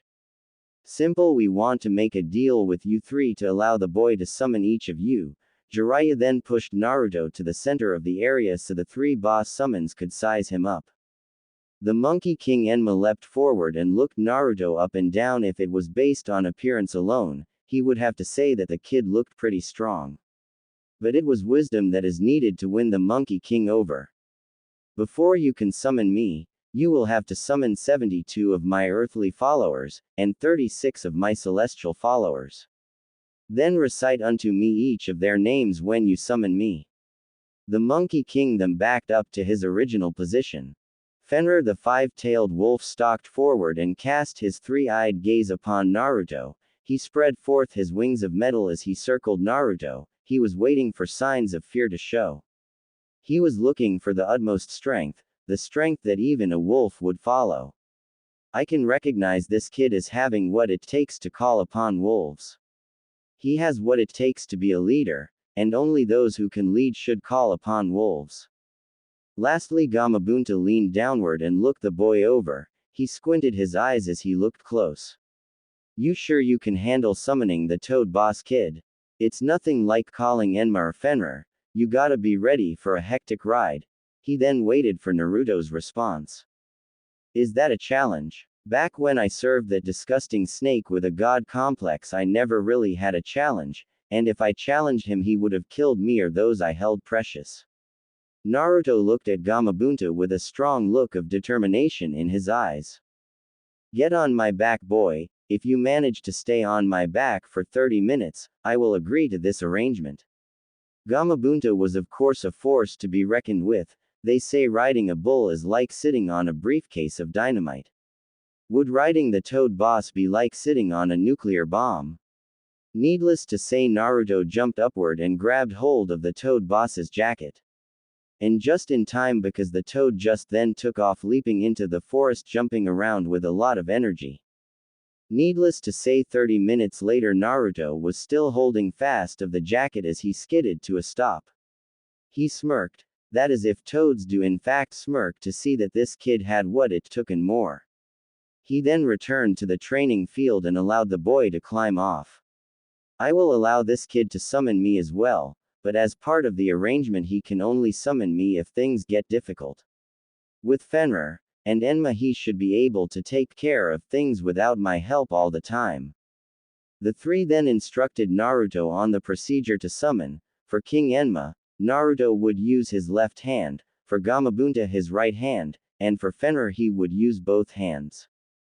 And so Naruto signed each of the contracts with his blood, and then with a puff of smoke each summon disappeared. We will oversee the training of summoning over the next month, and Naruto-kun, I would like for you to keep the monkey contract with you so one day you can help teach my grandson to summon him. He already thinks highly of you for saving him from that sand ninja almost a week ago. Sarutobi smiled brightly as the boy nodded. Just then the silence was destroyed, when an angry, almost more pissed off than usual Kurenai walked over glaring at Genshin. Genshin Hanzo. Where the hell have you been? Genshin turned pale as Kurenai approached, and then there was a loud crack as he was punched square in the jaw. And if I hear you snuck off to see Shizune again, I will strangle you with those chains. Now this would be a sight to behold for the usually calm and emotionless Kurenai to be blowing a gasket like she was. Naruto only winced when he saw the force at which she punched Genshin. Genshin stood to his feet and rubbed his jaw, wincing greatly. I had a mission. Crack, he was punched in the other jaw. Naruto was afraid to ask the story on this one. He only Yumed the two were dating. Naruto, Sarutobi, and Jiraiya quickly said in unison, I'm staying out of this one, mostly for the sake of their own health. They didn't want to make any enemies out of Konoha's most powerful genjutsu specialist. A month soon comes to P, and the finals arrive. A month came to P. Naruto had learned much in the ways of summoning jutsu, but he still didn't get the hang of a few jutsu that he was taught by Genshin and Jiraiya. He would have to work on them later. He also came to learn that Genshin was another bad role model, a womanizing ninja. Before this round began, they had a new proctor. It would seem the sickly proctor was murdered at Kikyo Castle before this round could begin, so they had a new proctor, one Genma Shiranui. They were all there except for Sasuke Uchiha and Dosu Kinuta. This would prove to be interesting nonetheless. The first round would be Naruto against Neji. Okay, let me explain. In this round it is a fight until one can no longer fight. Killing your opponent also counts as a win, but I will step in if I deem it necessary. Now the first round is Naruto Uzumaki against Neji Hyuga. Those who aren't fighting please go to the waiting area. Naruto was amazed that the proctor hadn't choked on his Senbon yet, the way it dangled in his mouth all the time. The two fighters walked to their positions waiting for the signal to begin. Today I will show you the power of destiny, Uzumaki. And you are destined to lose against me just as that fool I call a cousin did. The Hyuga prodigy smirked as he flexed his fingers lightly. He glared more as he noticed Naruto didn't seem to be making a move against him. Blah blah blah. Ya know I don't believe in destiny. He dug his heels into the ground and rushed forward, taking a swing at Neji, who pushed it away while using his chakra to seal the tenketsu. You really should have used your shadow clones, idiot. You won't catch me off guard like you did with Kiba. Just because you are the son of the Yondaime doesn't mean you are destined for greatness. The Hyuga prodigy rushed forward and began to strike the tenketsu points on Naruto's body. 8 trigrams. 64 palms. The prodigy smirked as he sealed up each tenketsu point on his opponent's body. You know I was just sizing you up. Naruto smirked as he reached towards his head, setting a hand on the new mask. You've seen the trickster fox, but you have never seen the spiteful Hanya. He slowly moved the mask down over his face with a grin. Like wearing a mask is going to help him win against Neji. Tenten smirked. She was sure Neji would win this battle, but Kin began to laugh. She knew Naruto used the masks to represent his intentions in battle. What's so funny? Naruto is famous for wearing a mask, like the fake smile he shows so often. You can tell in his eyes it's not a real smile. I have seen his real smile a few times. Kin somberly spoke with intimate knowledge of how Naruto fights. She knows that he is practically a genius when it comes to hands-on work. Down on the battleground, Neji began to laugh. You think a no theater mask will help? Just then his eyes widened as he saw Naruto's chakra expand, and it was red. This shouldn't be happening, not when he sealed off all Naruto's tenketsu points. It's playtime, Hanzo style. Wolf's rush. Naruto rushed forward, brought his fist right into Neji's stomach, sending him reeling back. His eyes widened in shock. He couldn't even track the motion. It felt as if he were punched with 5 strikes to his stomach. Up in the stand, Genshin smirked. He was amazed that Naruto picked up on the technique so easily. Then again, the kid seemed to have the knack for learning from actual battle data. You didn't teach him that taijutsu, did you? The red-eyed genjutsu specialist asked Genshin with a raised eyebrow. Asuma Sarutobi also raised his eyebrow. Perhaps I did. Why don't you watch the fight and see for yourselves? He smiled as he adjusted his sacket, getting comfortable.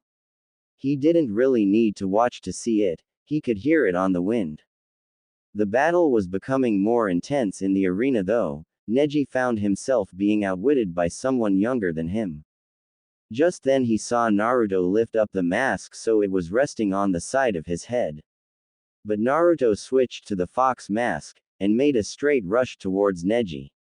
Before Neji could execute his little 8 trigrams, 64 palms technique, Naruto moved to the side and out of the way. Feeling toyed with?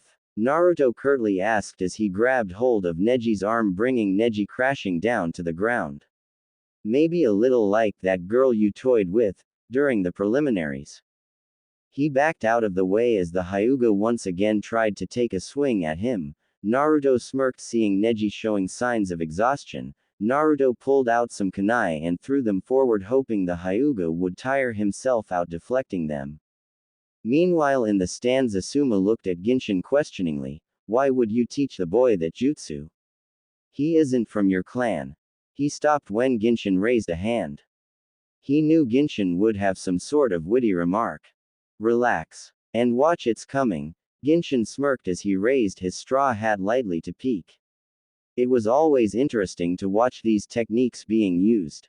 On the battlefield, Naruto lifted his fox mask, seeing his ploy had worked and Neji was too tired to attack anymore. He then created 5 shadow clones, who ran forward and kicked Neji into the air. Kiba half expected this to be the same technique that took him down. But Naruto had used body flicker to appear in midair where Neji was. Naruto then grabbed the prodigy's arms and also put his right knee in the small of his back.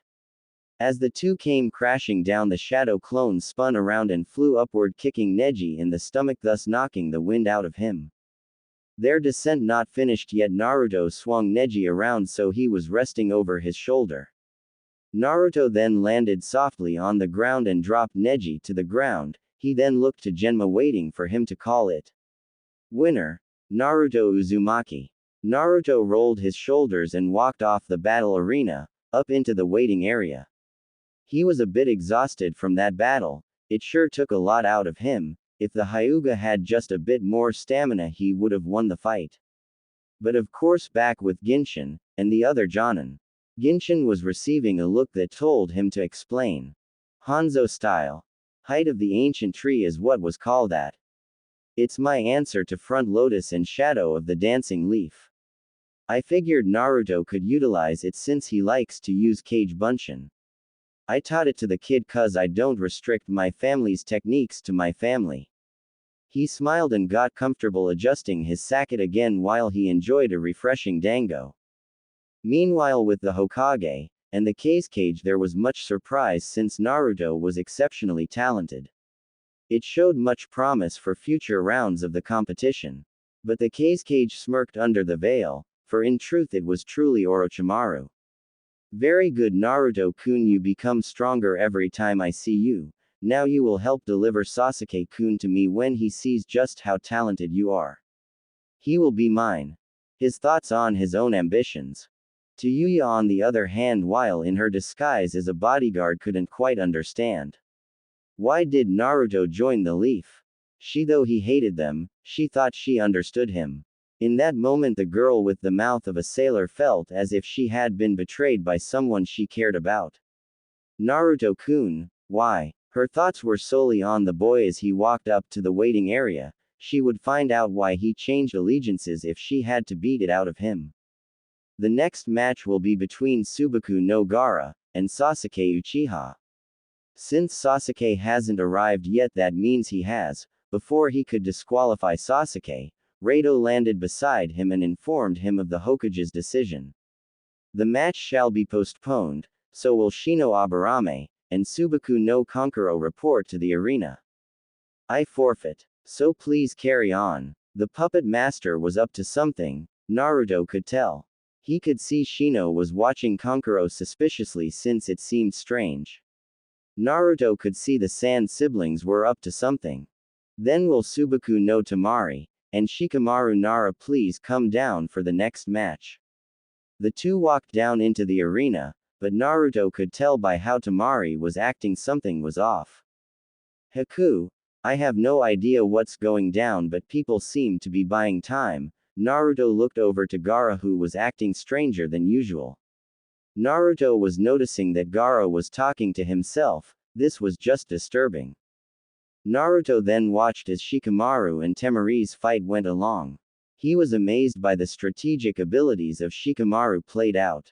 Naruto found himself respecting this kid since he showed the ability to think things out with caution.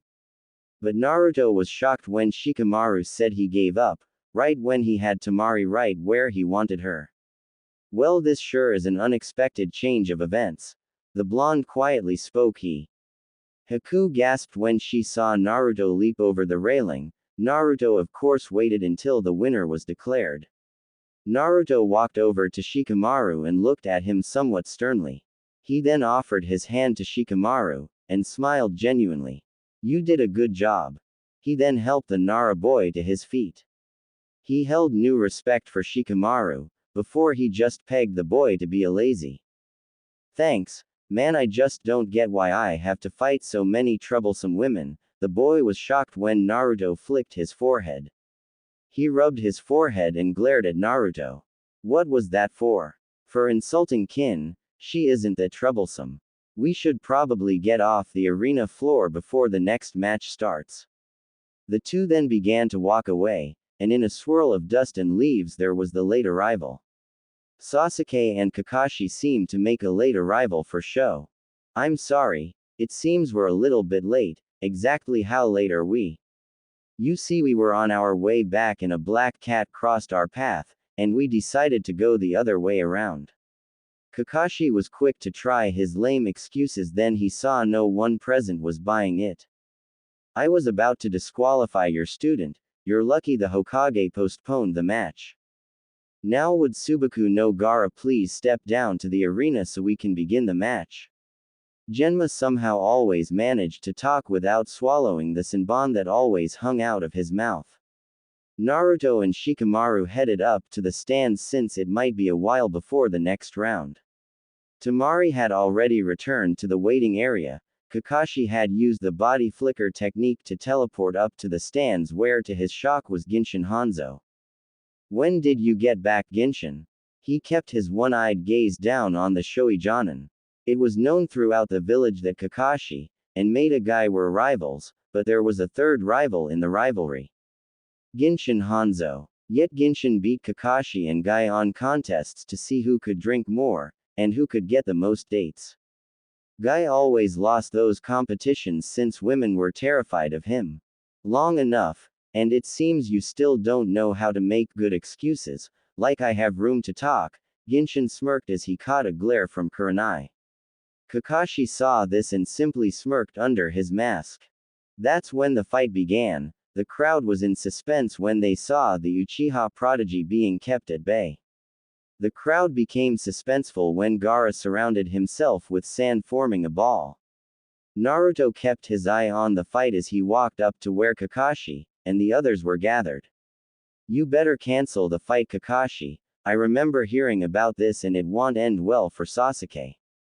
Oh, I think Sasuke can handle it. Just watch. The cycloptic Jonin smiled under his mask. Naruto watched in shock as Sasuke was barreling forward before slamming the Chidori he had formed into the sand sphere. The crowd reeled back when they heard Gaara screaming in agony. Unbeknownst to the majority of the onlookers, a genjutsu began to fall over all of them. The Jonin instinctively released its effects over them, as did Naruto and Sakura. That's when explosions went off and the attack began as numerous sound and sand ninja flooded the area. The snake is making his move, Naruto muttered, unaware as a sound ninja was coming up behind him. He was shocked to see Guy rush and take down the ninja while breaking a hole in the wall using immense strength. Naruto looked at the arena to see that Sasuke was gone. Alright, listen up.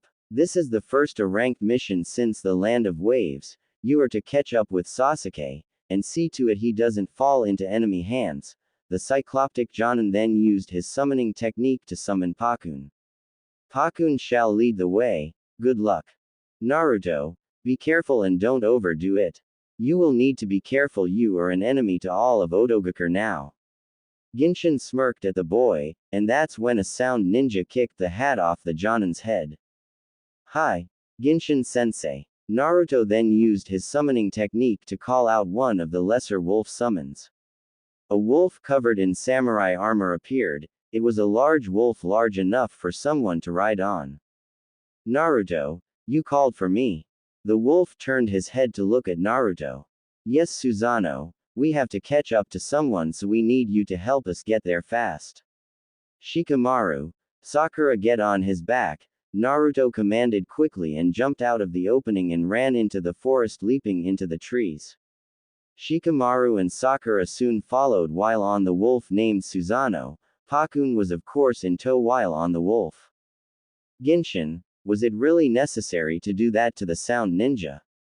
Kakashi asked as he saw a sound ninja pinned to a wall by a kunai in a very, very painful place.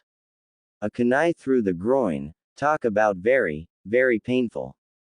We're being followed, the small dog spoke, catching them off guard since they didn't expect for the summoned dog to speak. Then again, he is a dog summon. By 7, no 8. The team continued on ahead. Susanoo snarled slightly, wanting the chance to rip apart the pursuers, but he had to wait until the one who summoned him said so. It could wait because Naruto was more focused on following this mission through, as it was the best way to prove that this was now his home. Let's try to lose them then. The pink-haired Kunoichi suggested, but Naruto shook his head. He knew it wouldn't work since he had intimate knowledge of the way these sound ninja worked. We need to take them down. I should pull back and take these guys down. I still have plenty of chakra, so it shouldn't be that hard. Naruto narrowed his eyes. He could feel the killing intent in the air. The sound ninja were after him, even though he probably could take them by summoning another wolf Bishamontan. Unlike the ape or toad summons, you didn't necessarily have to call on the boss for your needs. No, not yet, Naruto, that won't work. We got to try and lose them first, Shikamaru lazily said as the group continued on ahead. He could clearly see that Naruto was thinking, but his strategy needed some work. We have to gauge their strength. Got it? Fine, but we can't afford to lose time. Gaara isn't acting normal. With that said, Sakura and Shikamaru began to look at Naruto with doubt of his loyalties.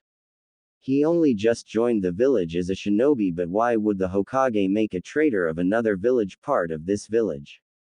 You seem to know a lot about the people attacking. Sakura spoke in a suspicious tone as she pulled a kunai out and leapt forward, pinning Naruto to the tree with an accusing look in her eye. Knock it off, Sakura. If he was helping the Oto and Suna ninja, he would have struck by now, so knock it off, this isn't the time. Shikamaru quickly warned the girl. He seemed to have a no-nonsense approach to what was happening. This wasn't the time for senseless fighting. Naruto, not having time for this, grabbed hold of the girl and laid her over his shoulder and began leaping ahead. Which way do we go, Pakun? We should keep going straight ahead. If we can fake them out, it should be clear sailing. The small dog said. He kept in the lead, making sure he kept tracking Sasuke. They kept running through the treetops for a good minutes, but it didn't look like the enemies were going to relent. Looks like we need to divert them. Someone needs to stay behind though. The young tactical genius calmly spoke. He saw the shocked look on Sakura's face. Naruto of course remained calm. I'll do I. Naruto began but was instantly cut off by Shikamaru. I gotta do it. Naruto, you have more chakra, and you know Gaara better than us, so that gives you a tactical advantage. And Sakura, you might need to treat Sasuke's injuries if he has any. As troublesome as it is, I can buy you two enough time. With that, Shikamaru surprisingly jumped off the wolf's back before the two could argue with him. Naruto could only understand that this was a situation that couldn't be avoided. Shikamaru! The pink-haired girl screamed out, but Naruto jumped onto Susanoo's back and didn't stop. He was exposed to the harsher side of shinobi life, unlike this girl. We have to stop Naruto. He can't fight anymore. Shut up. Naruto coldly spoke. He knew the risks of a mission of this rank. He leaned forward and looked ahead, his eyes watching the forest up ahead. Remember those cards that Kabuto showed you before the exams began? That isn't even half the story, so shut up. You're a ninja, so grow up and act like it. Sakura's eyes opened widely, then she remembered that before the exams began Kabuto had those information cards. Now I remember the cards. Her thoughts were troubled now. Flashback to before the exams started. Can you show me information about two people? Subaku no Gaara and Naruto Uzumaki. The Uchiha prodigy wanted to size up his competition, it would seem. But of course, just one moment. Kabuto smiled softly as he set two cards down and poured chakra into the first, which displayed all of Gaara's information. Okay, first is Subaku no Gaara. His mission history is 8C ranked and 1B ranked. That's pretty impressive for being a genin. But as he is a newcomer from a foreign land, I have little information on him, but he has returned from all of his missions unscathed. Kabuto poured chakra into the second card, and it displayed Naruto's information. The Uchiha prodigy was shocked when he saw the mission history. Naruto is prodigy of Otogakure, it would seem. Says here he has completed 10 C ranked, 4 B ranked, and 2 A ranked missions. He seems to be a bit more impressive than Gaara. According to the information I have gathered from word of mouth, he was trained by the Otokage. Back in the present, Naruto Uzumaki, you are hiding behind a mask. Sakura could tell that there was something different about Naruto. Something about him told her he wasn't what he appeared to be. Susanoo, we better step up the speed, we have lost some valuable time. Naruto reached down and picked up Pakun, so they could move a little bit swifter. You just keep directing us, Pakun, we need to catch up. Back at the stadium, Genshin, Kakashi looked about the arena. First Asuma is gone, now Genshin. This wasn't going to end well. Now within the annals of Konohagakure's history there have been many ninja that became traitors. Or in some cases were Nuke Nin, Shirotoku Kanshisha, and Kuroken Satsujin. 2S ranked Nuke Nin of infamy similar to Itachi. Kakashi then knew what was happening, another case of unfinished business. Genshin, you better be careful, those two nearly killed you last time. Kakashi momentarily thought before dispatching another two-sound ninja. Back in the forest, we have to move around, there is a fight up ahead, a big one. We want to avoid being caught up in this one. Naruto nodded at Pakun's words and nudged Susanoo to begin going around the battle area. Who is fighting? Sakura curiously as she sat behind Naruto on the back of the wolf. She couldn't make out the shadows in the canopy of the forest. She covered her ears to shelter them from exploding tags going off. Whoever they have to be at least Jonin level. Think about it later, Pinky. We have to catch up to your angsty nihilist. Naruto growled his words out as he held on to the wolf tightly. The wolf sped up as it jumped from branch to branch. The battle area. My, you've grown weak, Genshin, you really should have joined Orochimaru like we did, he made us better. A man with black hair, he wore flowing black robes with the black half of the yin-yang on the sleeves and on the back spoke coldly as he perched on the top of a tree. Genshin glared and used his Kekkei Genkei and from his palms 2 kunai were produced. Oh, it seems our wayward comrade wants to play Shirotoku. Is that so, little brother? Do you want to play? Called a second man who had white hair. He wore long flowing robes white with the white half of the yin-yang on the back and on the sleeves. Ice element. Diamond prison. Soon numerous bars of ice extended forward darting for Genshin.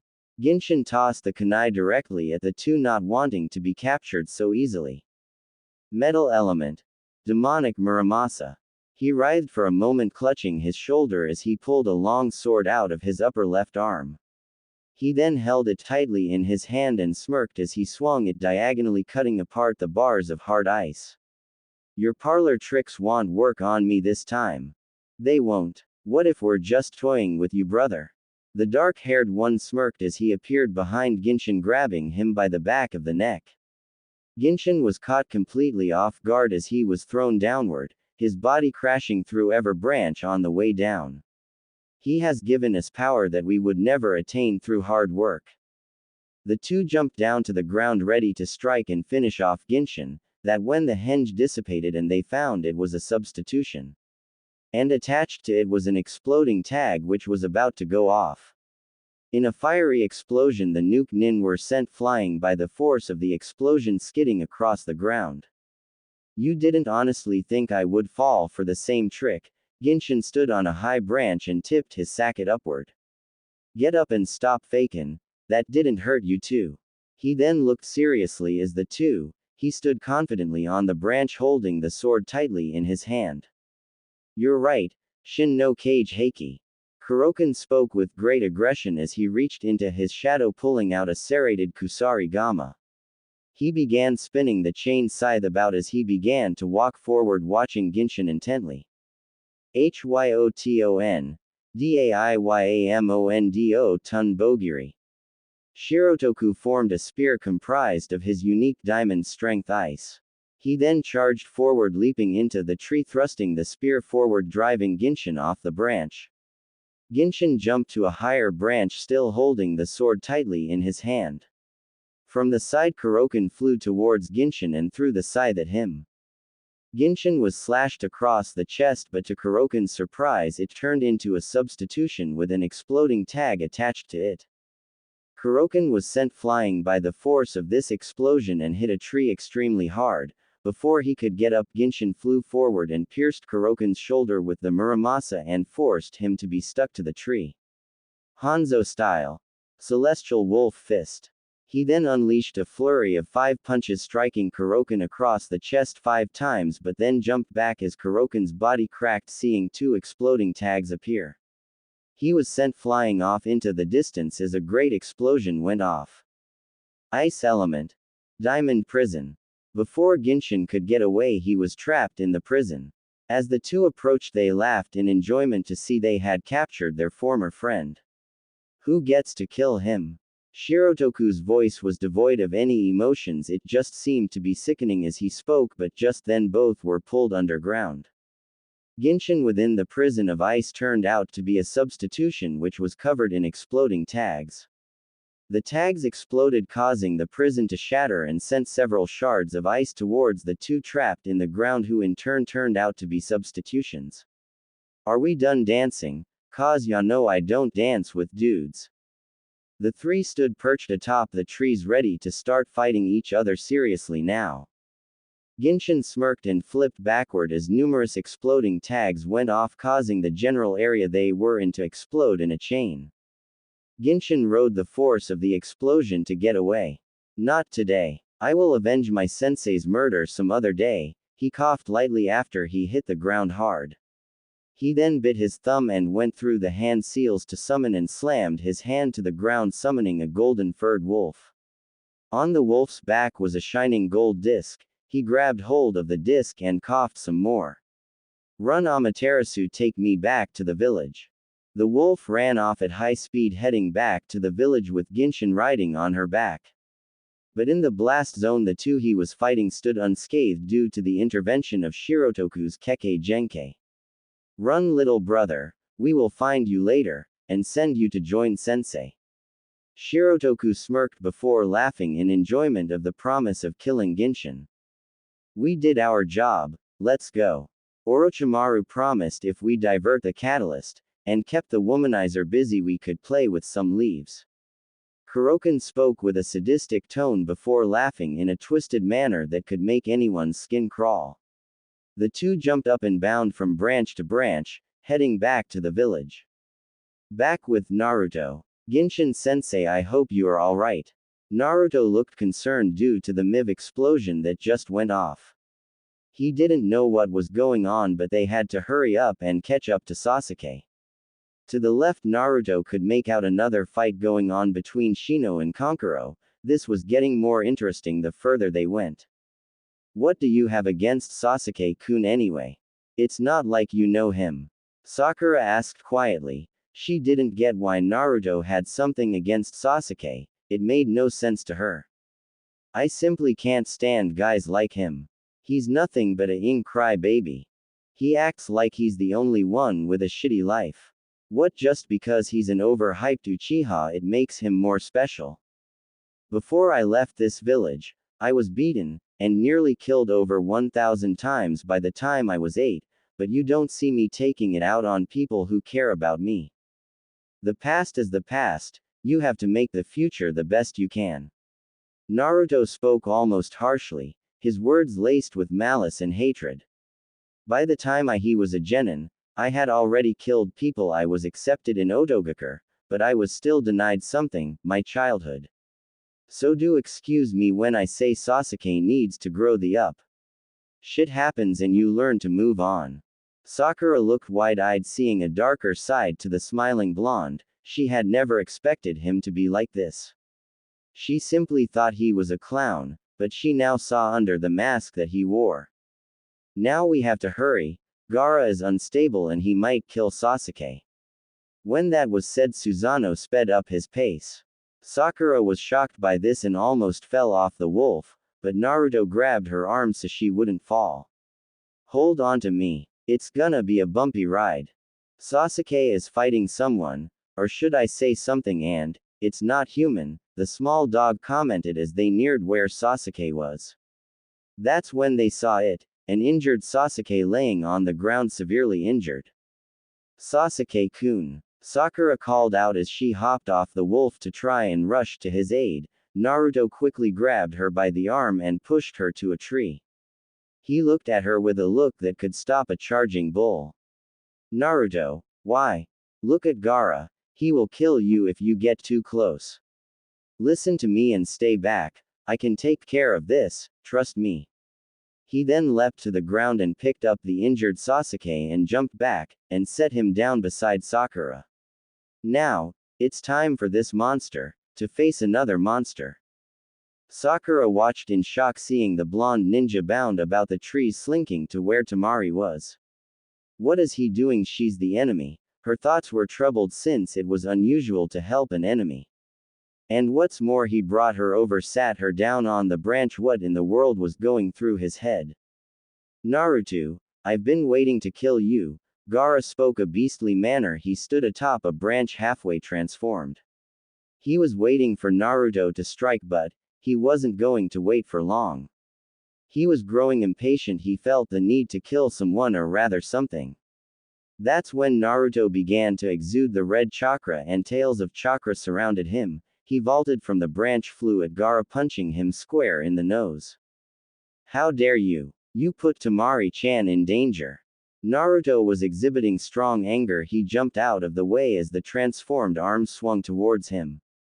The large arm came swinging again, throwing Naruto into the air. He then rushed towards Naruto, trying to grab hold of him.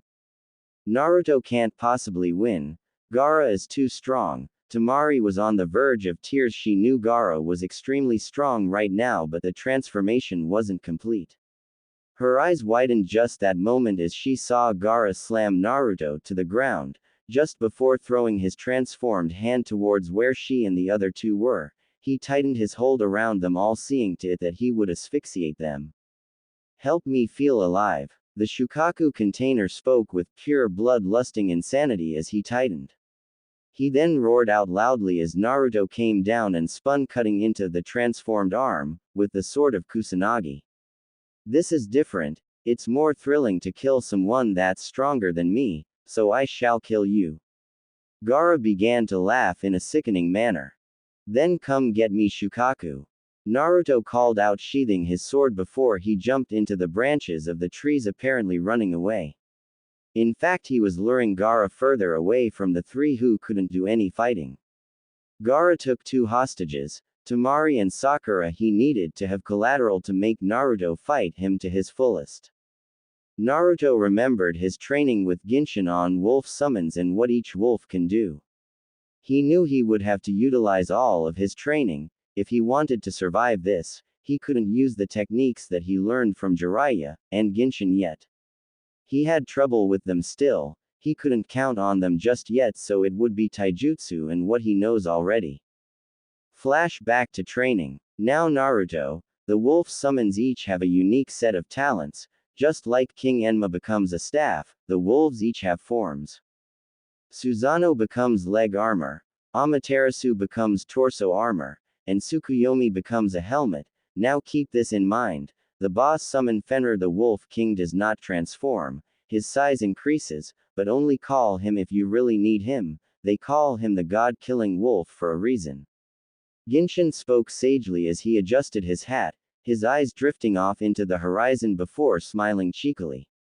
But he doesn't mind if you use him for smaller tasks just as long as it's worth his time. Back in the present, Kuchio's no jutsu, Naruto slammed his hand onto a tree branch, summoning a red wolf carrying numerous blades on his back. His body was covered in scars. He was also clad in samurai armor. Naruto-sama, you called. The wolf snarled out as he stood beside the boy. He saw the boy pulling the fox mask down over his face and knew what was going down. So that's it. Trouble. Great storehouse technique. The wolf transformed into a giant club in the shape of pagoda. Naruto tightly gripped the handle. That's when Gaara hulking form appeared in a fully transformed state with Temari and Sakura trapped within his shoulders. If you want to save them, you have to defeat me, otherwise they will die, they will be crushed. Naruto glared. He had to be careful now, he didn't want to hurt either of them. Gaara and I aren't so different, he was like me, he was hated by the villagers of his village. They feared him. I was fortunate, even though I was deceived into think Otogakur would offer me what I needed, I still met people that care about me. Kin, Haku, Kakashi, Sarutobi, Genshin Sensei, Jiraiya Sensei, those girls who are stalking me, and Tayuya-chan, I have somewhere I belong. But you had to deal with the same problems I did, I have to stop you though. Gaara. Naruto's thoughts about how things have changed for him helped him steel his resolve, and he rushed forward and swung the club, knocking the transformed Gaara in the leg, but the sand making up the body grabbed hold of the club and Bishamon reverted to his normal state to escape. No good, Naruto-sama, you might have to try something else. Naruto then proceeded to use the return of summon jutsu, sending his two summons back. Naruto jumped about from branch to branch trying to avoid the rage of Gaara. Trees were continually being destroyed, and Naruto kept out of the way.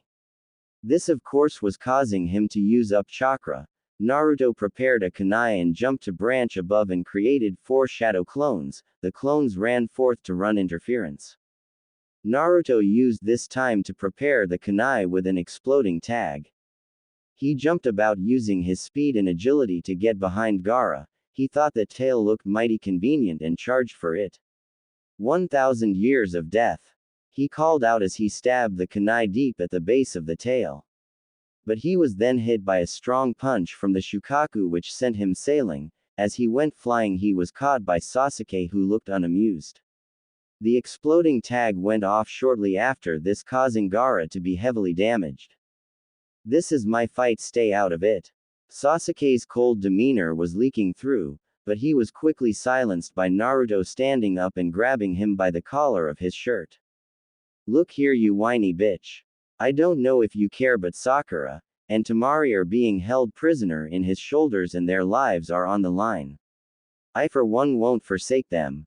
He then shoved the raven-haired boy and ran off, moving back to where Gaara was. He then created several shadow clones using a vast amount of his chakra to do so.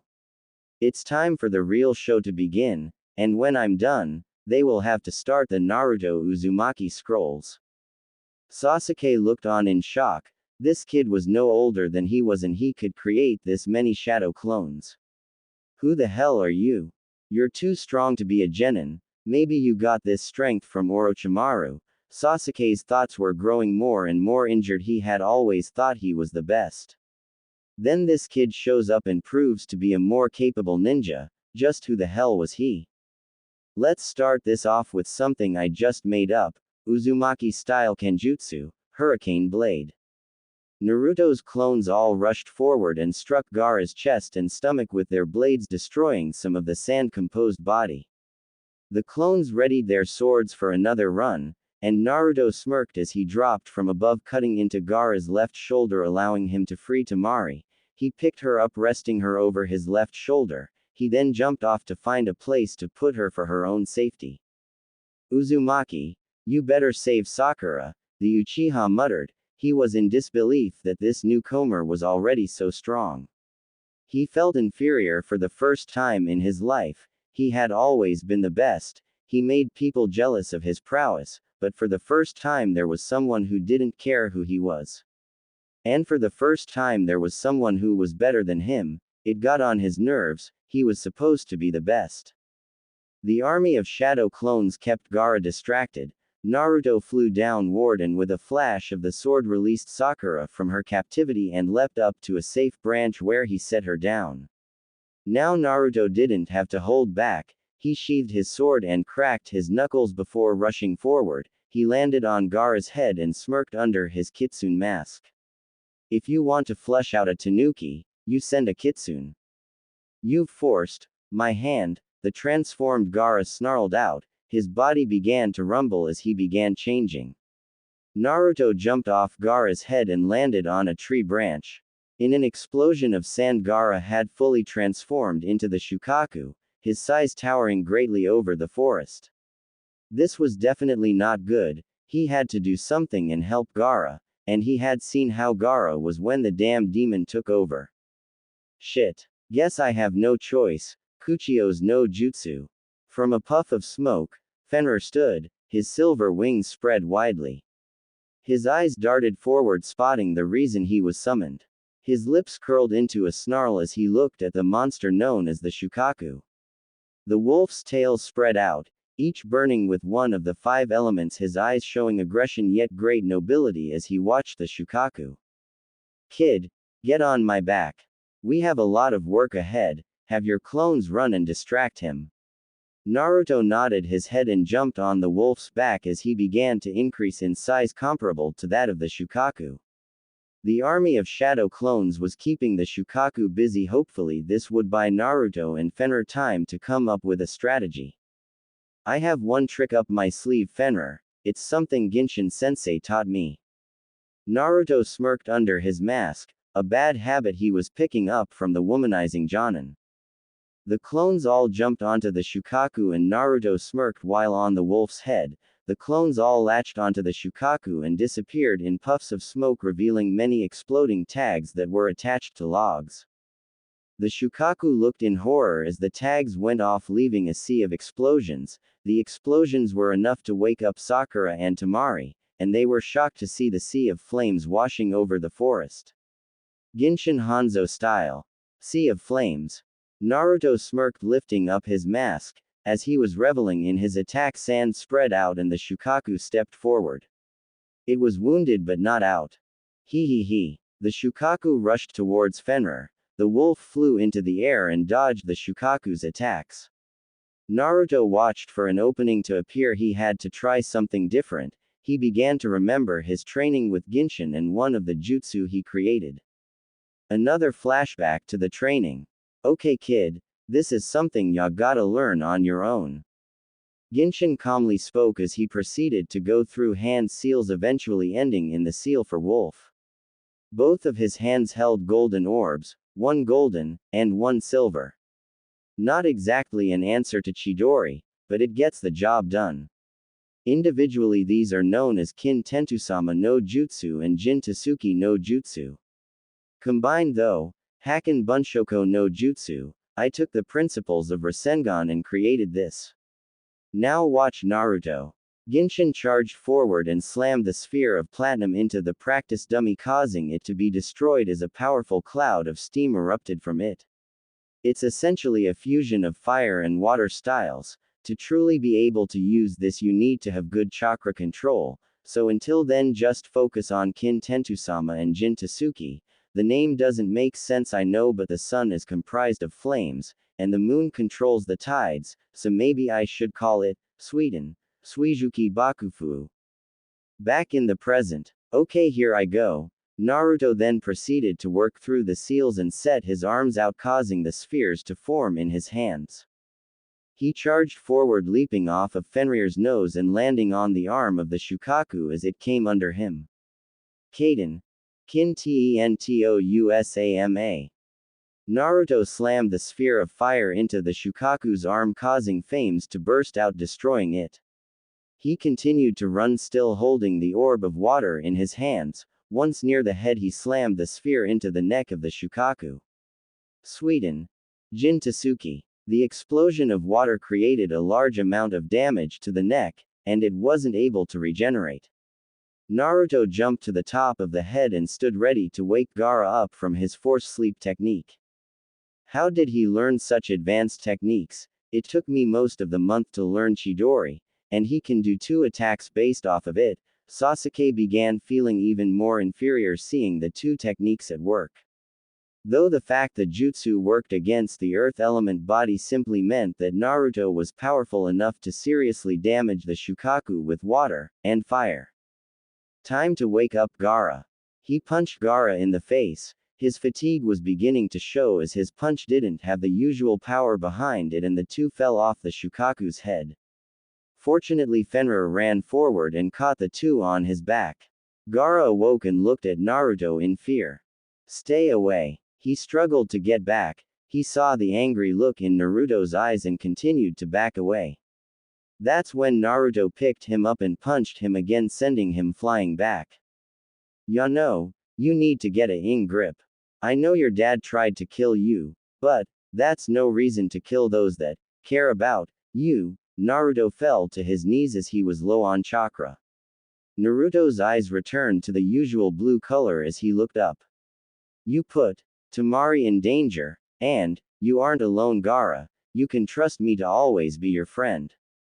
That's when Naruto pet out. He had used too much chakra during the battle. It was tiring even for him with his vast amount of chakra. When he woke up, he found himself at the hospital being looked at by several people. Guess, I overdid it, he. He knew that if Tayuya was there she would have beaten him over the head. Good to see you're back with us, Naruto-kun. Kin smiled as she looked at Naruto before handing him his kitsune mask. She had taken the time to sneak his mask. From holding she knew the fox mask was like a security blanket for him. Did she just call me Naruto-kun? That isn't normal for the kin I know, but no skin off my nose. Naruto was slightly confused by this since Kin was acting in a way that would bring the wrath of Tayuya upon her if she was for the first time ever smiled genuinely and put the mask on his head. Heard ya used my techniques to gain the upper hand, I'm impressed. The womanizing Chunin smirked as he entered the room. Naruto saw there were several people behind Genshin, the fan club he never asked for. These girls insisted that I take them to see you. Actually, they were going to tell Anko where I was hiding. Hey, but Naruto, I have some bad news. The Hokage died while fighting Orochimaru. The room grew somber, and Naruto knew this was the life of a shinobi, but he felt sad for the first time in many years. He had to learn to lock away emotions while in Otogakure it was considered being too soft.